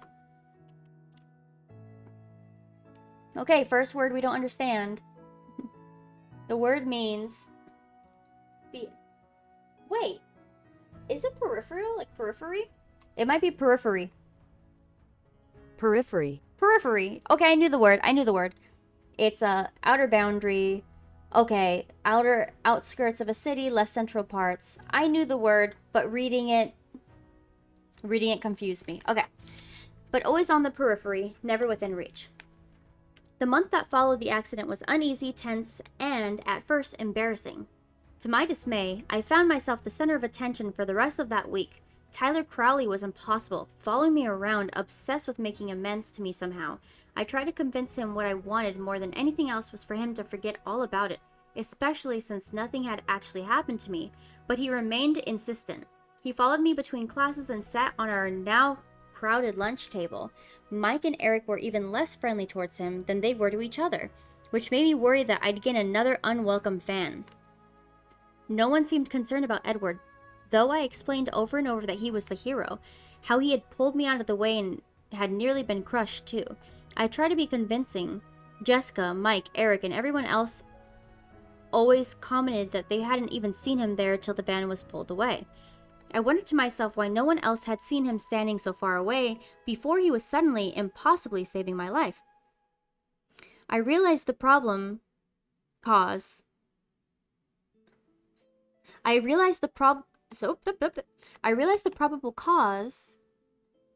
no one else watched him the way I did. How pitiful. Edward was never surrounded by crowds of curious bystanders eager for his first-hand account. People avoided him as usual. The Cullens and the Hales sat at the same table as always, not eating, talking only amongst themselves. None of them, especially Edward, glanced my way anymore. When he sat next to me in class, as far from me as the table would allow, he seemed totally unaware of my presence. Only now and then, when his fist would suddenly ball up, skin stretched even wider over his bones, did I wonder if he wasn't quite as oblivious as he appeared. He wished he hadn't pulled me from the path of Tyler's van. There was no other conclusion I could come to. I wanted very much to talk to him, and the day after the accident, I tried. The last time I'd seen him outside the ER, we'd both been so furious. I still was angry that he wouldn't trust me with the truth, even though I was keeping my part of the bargain flawlessly. But he had in fact saved my life, no matter how he'd done it. And overnight, the heat of my anger faded into awed gratitude. He was already seated when I got to the biology, looking straight ahead. I sat down expecting him to turn toward me. He showed no sign that he realized I was even there. "Hello, Edward," I said pleasantly, to show him I was going to behave myself. He turned his head a fraction toward me without meeting my gaze, nodded once, and then looked the other way. And that was the last contact I'd had with him. What a baby.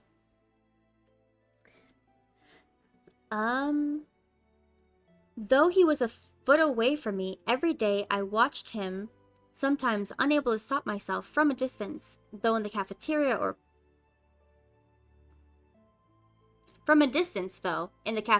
or parking lot. I watched as his golden eyes grew darker day by day, but in class I gave no more notice that he existed than he showed toward me. I was miserable, and the dreams continued. Despite my outright lies, the tenor of my emails altered. Renee to my depression, and she called a few times, worried. I tried to convince her it was just the weather that had me down. Mike, at least, was pleased by the obvious coolness between me and my lab partner. I could see he'd been worried that Edward's daring rescue might have impressed me, and he was relieved that it seemed to have the opposite effect. He grew more confident sitting on the edge of my table to talk before biology class started, ignoring Edward as completely as he ignored us. The snow washed away for good after that one dangerously icy day. Mike was disappointed he'd never gotten to stage his snowball fight, but pleased that the beach trip would soon be possible. The rain continued heavily, though, and the weeks passed. Jessica made me aware of another event looming on the horizon. She called the first Tuesday of March to ask my permission to invite Mike to the Girls' Choice Spring Dance in 2 weeks. "Are you sure you don't mind?" "You weren't planning to ask him." She persisted when I told her I didn't mind in the least. "No, Jess, I'm not going," I assured her. Dancing was glaringly outside my range of abilities. It would be really fun. Her attempt to convince me was half-hearted. I suspected that Jessica enjoyed my inexplicable popularity more than my actual company. "You have fun with Mike," I encouraged. The next day I was surprised that Jessica wasn't her usual gushing self in trig and Spanish. She was silent as she walked by my side between classes, and I was afraid to ask her why. If Mike had turned her down, I was the last person she would want to tell. My fears were strengthened during lunch when Jessica sat as far from Mike as possible, chatting animatedly with Eric. Mike was unusually quiet. Mike was still quiet as he walked me to class. The uncomfortable look on his face is a bad sign. But he didn't broach the subject until I was in my seat and he was perched on my desk. As always, I was electrically aware of Edward sitting close enough to touch, as distant as he were merely an invitation of my imagination. An invention? I told you, I make up words. Like, the word wasn't even there. I made it up. Oh, great. As if he were merely an invention of my imagination. So, Mike said, looking at the floor, Jessica asked me to the spring dance. That's great. I made my voice bright and enthusiastic. You'll have a lot of fun with Jessica. Well, he floundered as he examined my smile, clearly not happy with my response. I told her I had to think about it. Why would you do that? I let disapproval color my tone, though I was relieved he hadn't given her an absolute no. His face was bright red as he looked down again. Pity shook my resolve. I was wondering if you might be planning to ask me. I paused for a moment, hating the wave of guilt that swept through me, but I saw from the top corner of my eye Edward's head tilt reflexively in my direction. Mike, I think you should tell her yes, I said.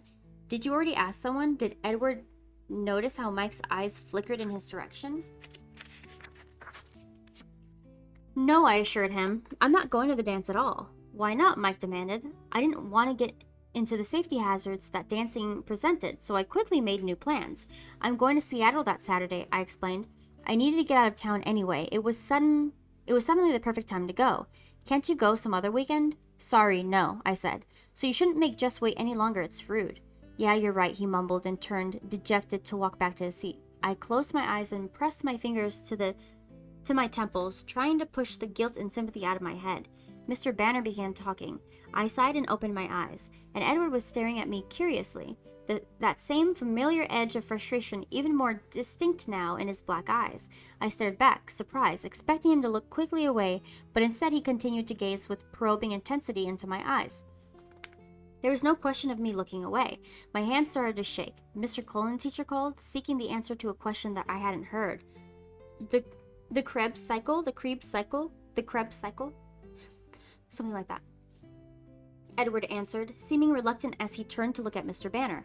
I looked down at my book as soon as his eyes released me, trying to find my place. Cowardly as ever, I shifted my hair over my right shoulder to hide my face. I couldn't believe the rush of emotion pulsing through me. Just because he happened to look at me for the first time in the half-dozen weeks, I couldn't allow him to have this level of influence over me. It was pathetic. More than pathetic, it was unhealthy. Hold on. I have to sneeze. I had a little sneeze coming up. I felt it tickling as I was reading. Let me have a little whiff of my inhaler, my herbal inhaler. Clear out whatever got in my nose. So far, Bella's just obsessed with Edward. There's nothing more about it. She's obsessed. I never met somebody so obsessed. But to be fair, a vampire, I'm obsessed too. Okay, give me 1 second.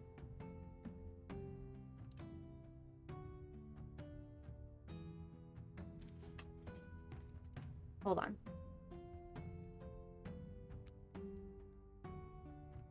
Sorry, give me 1 second. I'm getting an important message.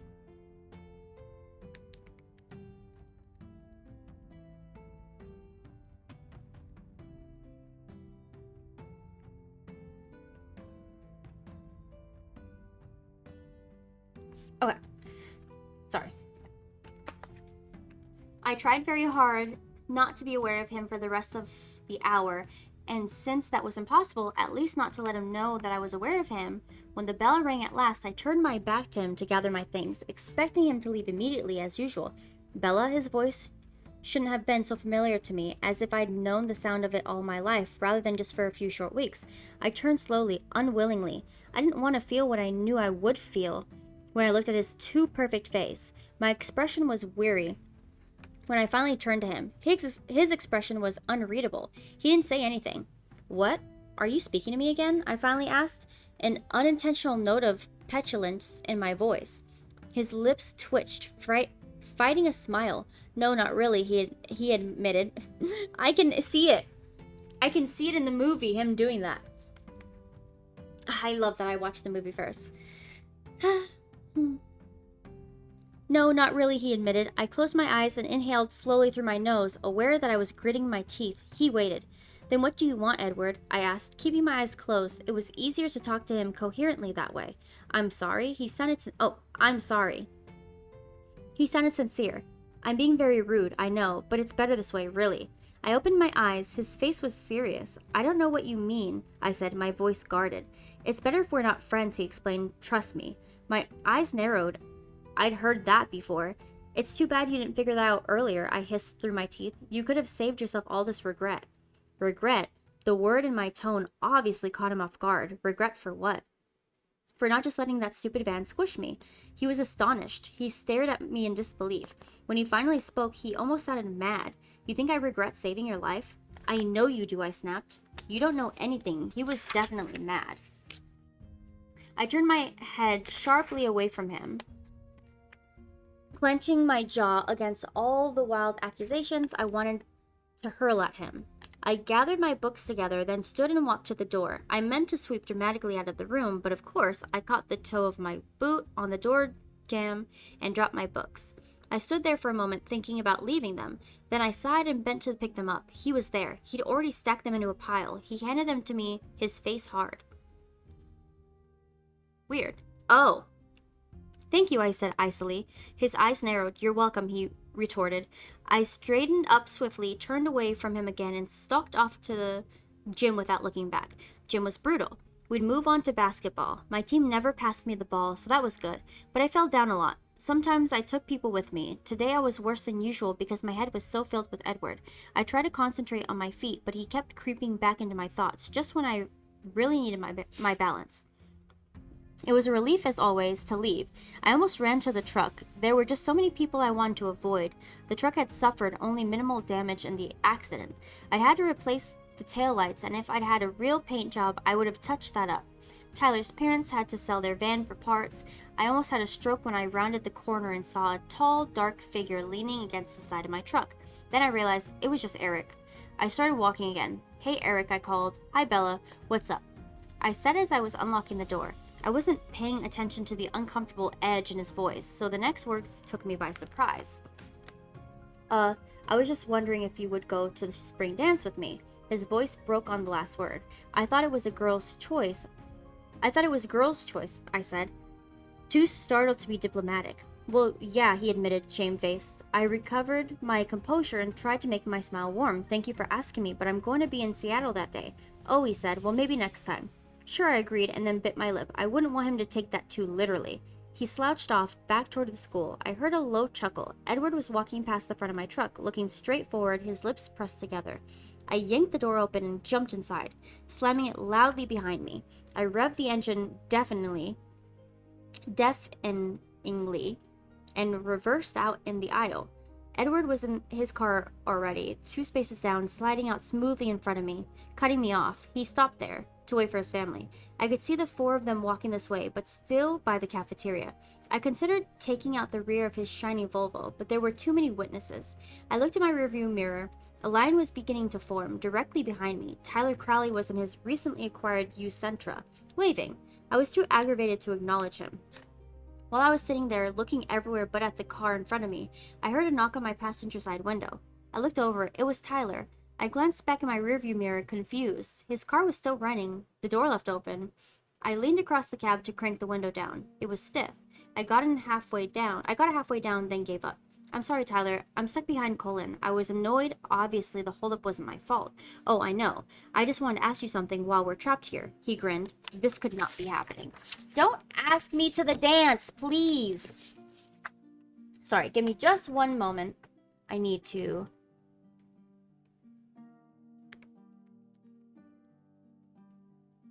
Just give me 1 second, sorry. Typically, I don't use my phone, but my husband went out to go play basketball, and he might be coming back home shortly, and my dogs are very excited and reactive when he gets home. So I have to prepare for that and mute the stream. Meaning I have to communicate with him. So I'm so sorry to be on my phone. I'm about to mute right now. He's going to walk in. The dogs are going to settle down.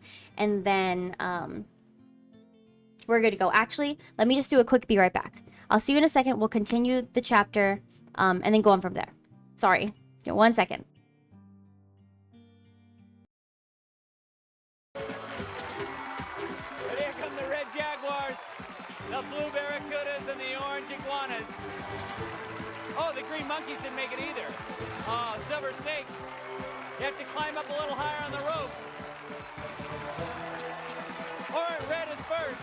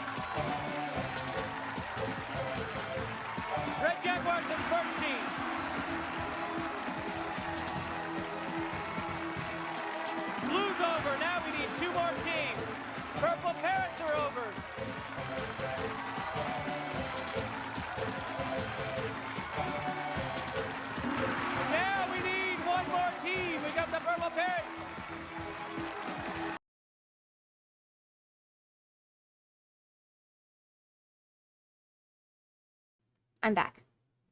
Thank you for the brief little intermission.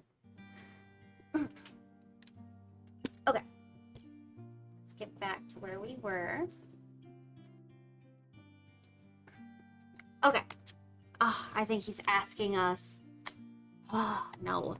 Will you ask me to the spring dance? He continued. Oh, sorry for the... Sorry.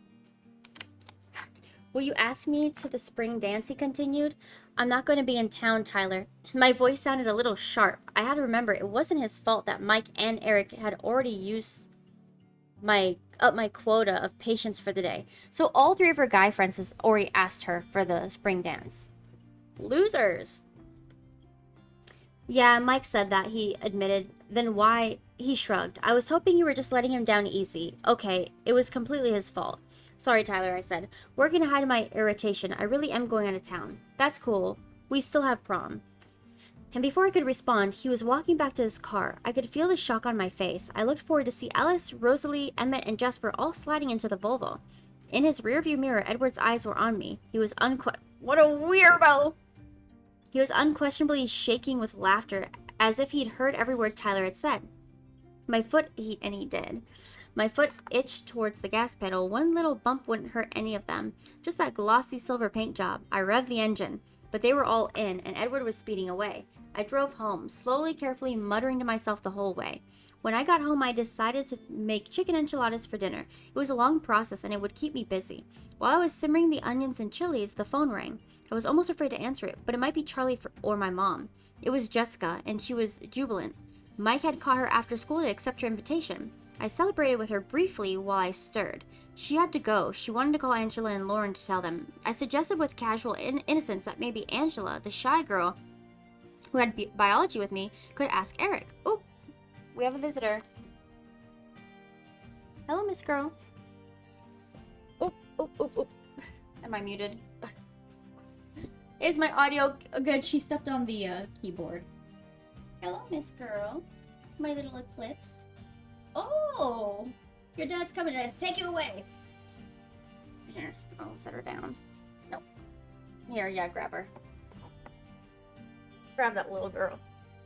Evil girl! I heard like sticky notes or a sticky key, and I was like, oh, right. Where was I?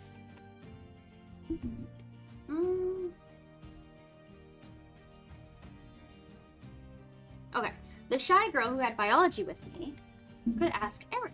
And Lauren, a standoffish girl who had always ignored me at the lunch table, could ask Tyler.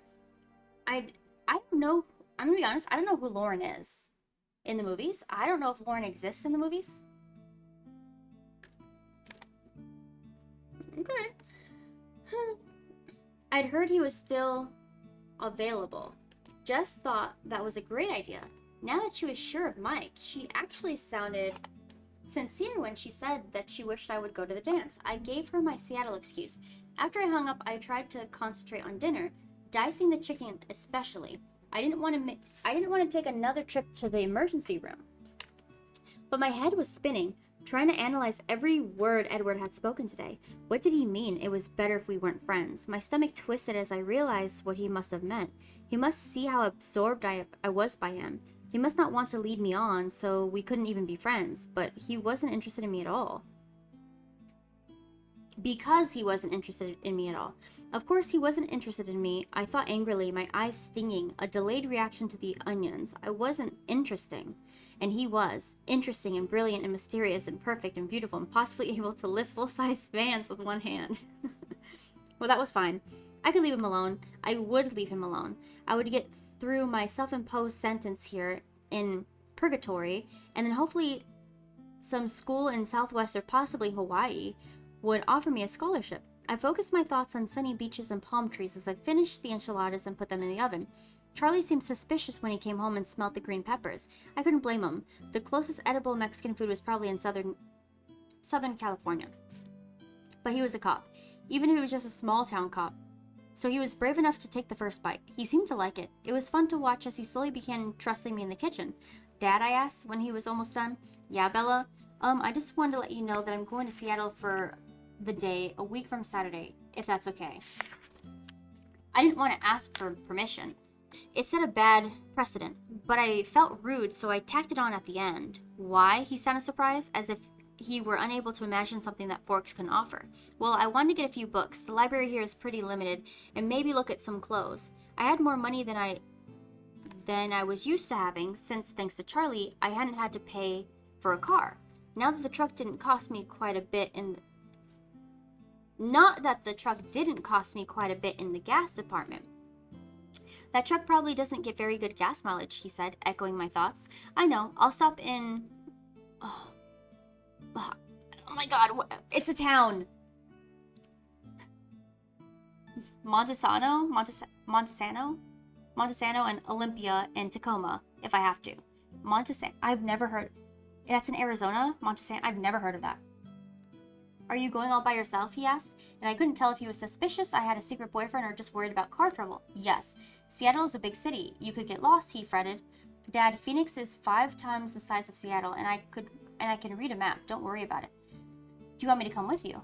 I tried to be crafty as I hid my horror. That's all right, Dad. I'll probably just be in a dressing room all day. Very boring. Oh, okay. The thought of sitting in women's clothing stores for any period of time immediately put him off. Thanks, I smiled at him. Would you be back in time for the dance? Girl, only in a town this small would a father know when the high school dances were. No, I don't dance, Dad. He of all people should understand that. I didn't get my balance problems from my mother. He did understand. Oh, that's right, he realized. The next morning when I pulled into the parking lot, I deliberately parked as far as possible from the silver Volvo. I didn't want to put myself in the path of too much temptation and end up owing him a new car. Getting out of the cab, I fumbled with my key and it fell into the puddle at my feet. As I bent to get it, a white hand flashed out and grabbed it before I could. I jerked upright. Edward Cullen was right next to me, leaning casually against my truck. How do you do that? I asked in amazed irritation. Do what? He held my key out as he spoke. As I reached for it, he dropped it into my palm, a peer out of thin air. Bella, it's not my fault if you're exceptionally unobservant. He's such a gaslighter. His voice was quiet as usual. Velvet. Velvet. That's my kitten's nickname. Velvet. Velvet. Muted. I scowled at his perfect face. His eyes were light again today, a deep golden honey color. Then I had to look down to resemble my now tangled thoughts. To reassemble my now tangled thoughts. Why the traffic jam last night? I demanded, still looking away. I thought you were supposed to be pretending I don't exist, not irritating me to death. That was for Tyler's sake, not mine. I had to give him his chance, he snickered. You? I gasped. I couldn't think of a bad enough word. It felt like the heat of my anger should physically burn him, but he only seemed more amused. And I'm not pretending you don't exist, he continued. So you are trying to irritate me to death. Since Tyler's van didn't do the job, anger flashed in his tawny eyes, his lips pressed into a hard line, all sense of humor gone. Bella, you are utterly absurd, he said, his low voice cold. My palms tingled. I wanted so badly to hit something. Drama! I was surprised at myself. I was usually a non-violent person. I turned my back and started to walk away.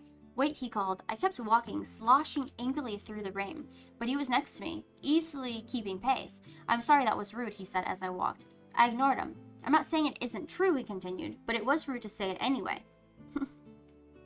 Why won't you leave me alone? I grumbled.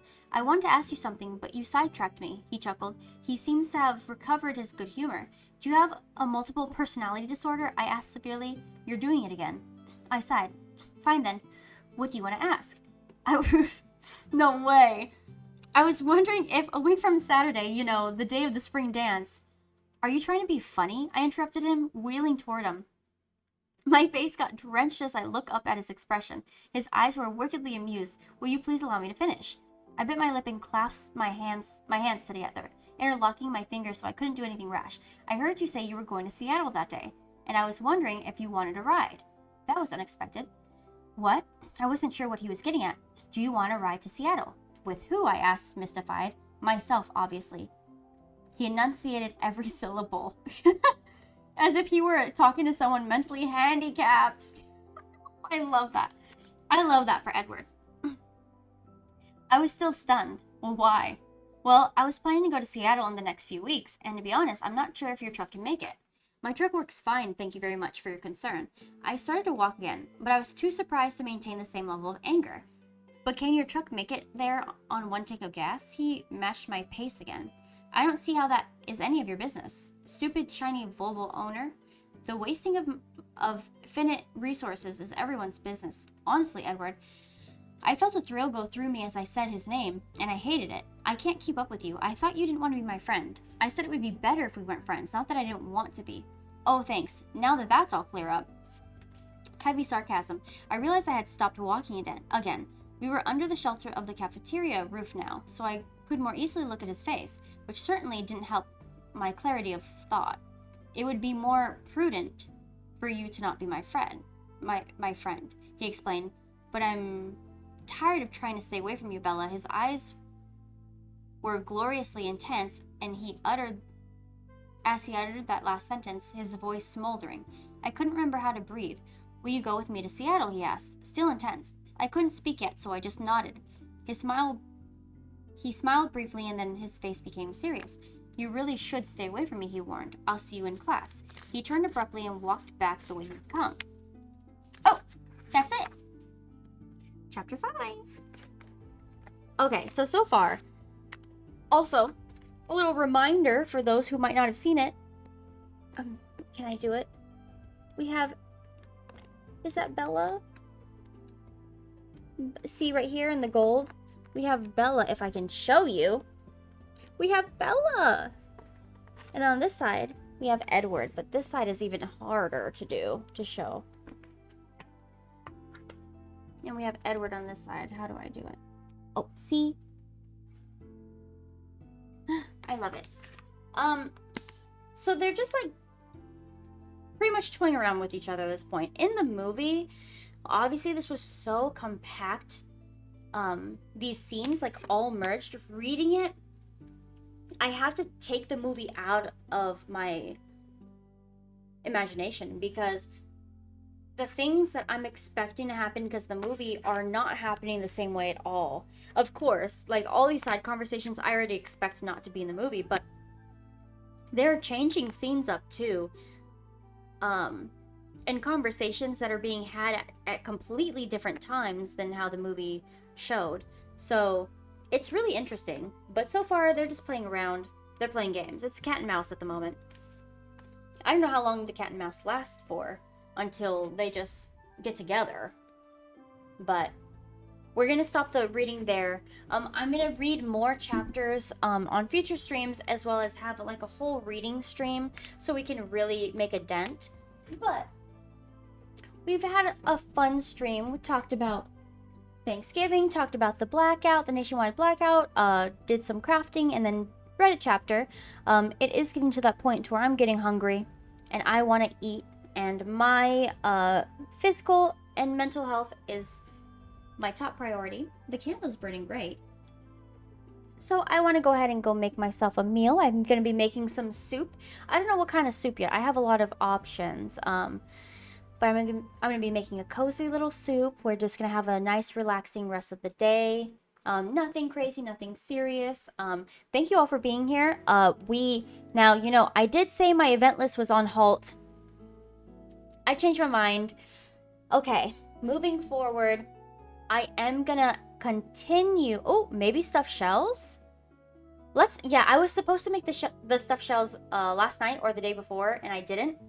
Let's make the stuffed shells tonight. I think that'll be good. And we'll do soup later. We'll do soup tomorrow or something. Okay, yeah. We'll get that going as soon as stream's over. Okay.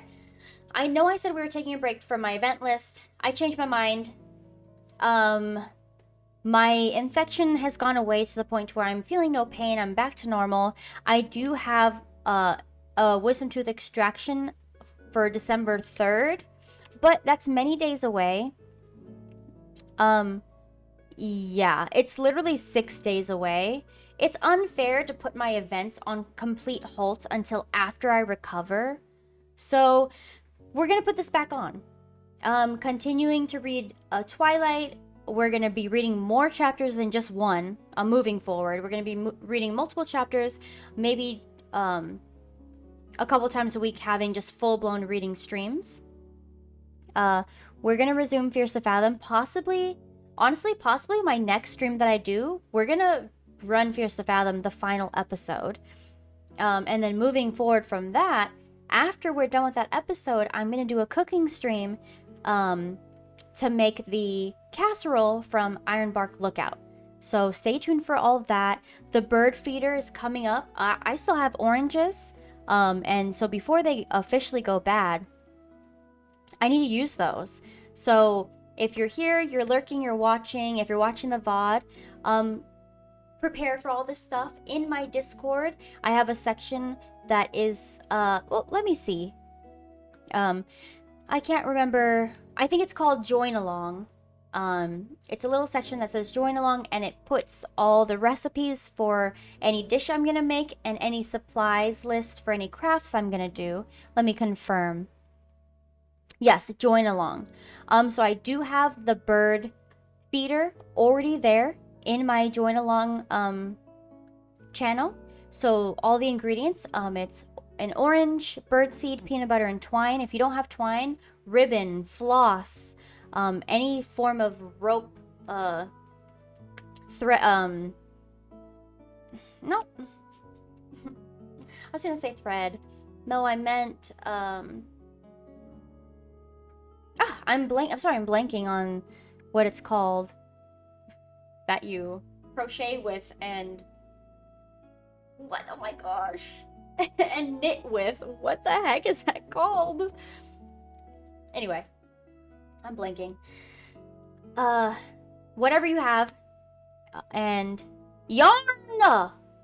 Thank you, you guys. You came out of the woodworks to help me. Yarn. I'm sitting here, every word's popping in my head but yarn. Thank you, Kayla. Thank you, Dad. I'm sitting here like, what is the word? Yes, so anything. Hi, Kev. Hello. Oh, I love your little emoji. What a cute little guy. Welcome in. We're actually about to end, but welcome in. Thank you for joining, especially on a day like this. I know everybody's days are pretty hectic today, but you made it in somehow, so welcome. It's great having you here. But yeah, so we're gonna get back on track with the events. So the next few streams I'm gonna be doing, I think the next stream I'm gonna do Fierce to Fathom. I'm so curious about the last one. I'm so excited to play it. I wanna finish the series, figure out which one's my favorite, and then make the recipe that's on there. I'm gonna post the recipe straight up from the game, and we're just gonna base it off of that. So yes, prepare for the Fierce to Fathom finale, a cooking stream for the Fierce to Fathom recipe. Of course, we're going to be reading Twilight, and we're going to be reading Twilight way more. We kind of are dabbling in. We're jumping off the deep end next reading stream. The crafting for the bird feeder, we're going to be doing that. And then next, probably, I would say Outlast will likely start after my wisdom tooth surgery and my wisdom tooth recovery. As I said, that's going to be on the 3rd. I don't know how long the recovery is going to be. It literally I might just have some swelling the day of, and the next day I'm fine. But because I don't have any clue of what's going to happen, things are up in the air. So I'd say Fierce to Fathom, the cooking stream, the crafting stream, that's all going to happen. Outlast will probably happen after the 3rd. And then I'll make a new event list. I update these as I do them. This is probably the longest event list I had. The first one we knocked out within like 3 days. But, you know, situations made streams a little wonky. So this is delayed. But I'll be making a new events list, have some new things prepared. And I always talk about it here, as well as I post the updated one down in my little About Me in my bio description down below. Of course, and if you haven't checked out my little About Me section, please do. I love how I did it. It's like MySpace inspired, eclectic, loud, a bunch of different stuff. I also have a lot of things that you can actually click on down there that will lead you to a lot of a secret little song that pops up, my book club link. I have, of course, my donation section. I have a for beagles, there's because beagles are highly used in animal testing. And it's, of course, there are many animals used for animal testing, but beagles, when it comes to dogs, they are the most used because they're docile. And so below, sorry, I just opened up so I can see exactly what it's called. Yeah, Freedom Fields, Beagles Freedom Project. So if you click on that, it will direct you to their page and their movement and everything that they've done. I have the World Wildlife Fund, which shows you all the conservation economic information updates. And then also, of course, the Global Reach, which is a fund where anything, any country, anybody that needs financial help or rebuilding or focus on, they do that. So I have a lot of projects and movements and important things in my About Me section. I also have what games I've played, what games I plan to play, and fun stuff, pictures, random, my frequently asked questions, my rules, random stuff. So explore that. But I think we're done for the day. So thank you everybody that actually sat the whole time and watched me paint a candle. We'll have better planned out crafting streams, of course, but I love little spontaneous fun things. I think that that was an enjoyable craft for me, and I'm going to do that again on stream, hopefully better. And I might actually look up a reference so I can see what I should do. But we have a lot planned, so thank you for being here and staying tuned. This VOD will be uploaded on YouTube shortly. I likely am going to start cooking because I'm starving. But after that, I will upload the VOD unmuted onto YouTube because of the music I listen to. It's likely going to be silent on Twitch. So once again, thank you guys for being here. I had a blast today. And I will see you on the next stream. Of course, I don't plan out when my streams are going to be. It's just I wake up and I go. I wake up and I do. So I never know what days, what times, when. So have the notifications on. And also my Discord. If you aren't a part of my Discord, join it. I post actively on there for anything that I need to post or want to post. I also, when I go live, I at the channel or at the server, and you'll get a notification on there too. So yes, thank you guys for being here. Thank you, thank you, thank you. I had a blast today. I love you all. I'm so appreciative of your time and your support. Your viewership is extremely helpful and means a lot more than I can explain. Even though we're just here yapping and crafting and reading, gaming, whatever, it's still nice to do it with people. So thank you for being here. I will keep you all updated with everything as things go, of course. The next stream is going to be super fun. It's going to be full of gaming, and I'm excited. Okay, I think that's it. I'll catch you guys later. Bye to everybody. Bye, Regan, if you're watching, you hear me. Bye, my baby sister. I love you. My parents, Kayla, Alexis, Elias, Austin, anybody else that's lurking, thank you for being here. Thank you for watching. The followers I got today, thank you so much. Okay, I'll catch you in the next one. Make sure you eat. Eat, drink. Relax. Play some games, watch some movies, do something fun, a hobby, pick up an instrument, I don't know, do something fun. Light a candle in homage to the fact that we painted a candle today. Okay, see you later, guys. Catch you in the next one. Bye.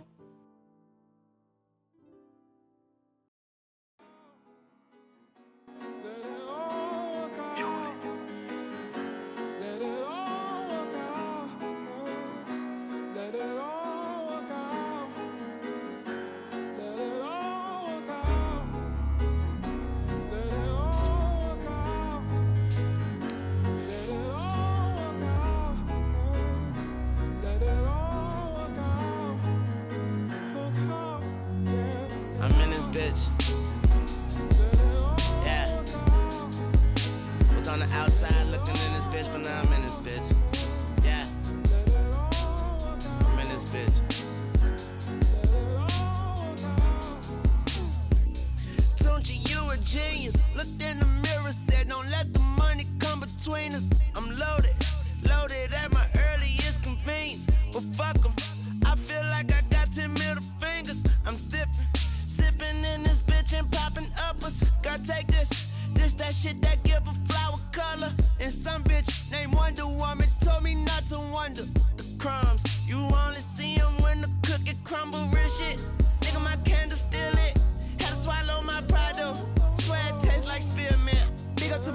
trap on them. I never turn my back on them. Cause nigga act like they cool with you. But a lot of these niggas be transformers. A lot of these players be bench warmers. The game ain't easy, but it's fair, nigga. I'ma sit in this throne so long till it's a fucking rockin' chair, nigga. Bad bitch playing my hair, nigga. She said relax to him, baby, don't stress out. But I got a lot of shit on my mind, though. She say let that shit work itself out. Let that shit work itself out. C5. Yeah. Back in this bitch. Telling you left this bitch. Like you knew this bitch was gonna let your ass back in this bitch. Yeah. But ain't nobody else like you in this bitch.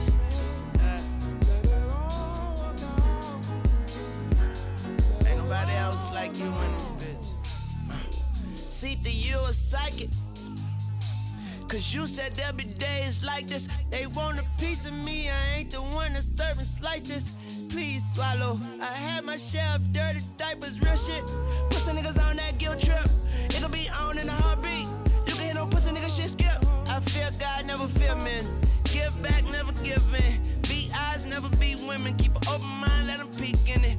Reach highs, never reach limits. Need minds, I don't need plenty. This C5, this for BI and left eye and T-buys. When I seen Chili at a Floyd fight, I almost asked her to creep with me. But I was young and I held my tongue. But with that tongue, I just keep spitting, so it all worked out.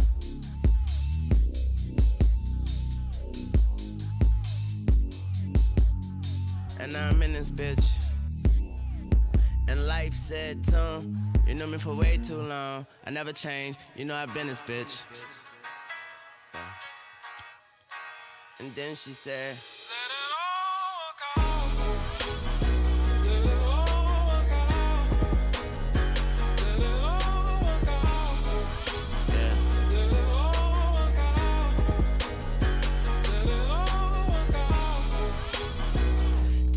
you a monster. Looked in the mirror, but you wasn't there. I couldn't find you. I'm looking for that big old smile full of diamonds. Instead, I found this letter you ain't finished writing. It read, I'm sorry for even apologizing. I tried compromising and went kamikaze. I found my mama's pistol where she always had it. I cried, put it to my head and thought about it. Nobody was home to stop me, so I called my auntie. Hung up, then put the gun up to my heart and pondered. Too much was on my conscience to be smart about it. Too torn apart about it. I ain't where my heart was pounding. I shot it, and I woke up with blood all around me. It's mine, I didn't die, but as I was dying, God came to my side and we talked about it. He sold me another life, and he made a profit. Yeah, and he said, yeah, I'm still in this bitch. Yeah, thank God, cause I'm still in this bitch. Woo. But he said, remember this. Ain't nobody else like you in this bitch. Yeah. And don't forget what I did this bitch. Can't even remember when I didn't, bitch.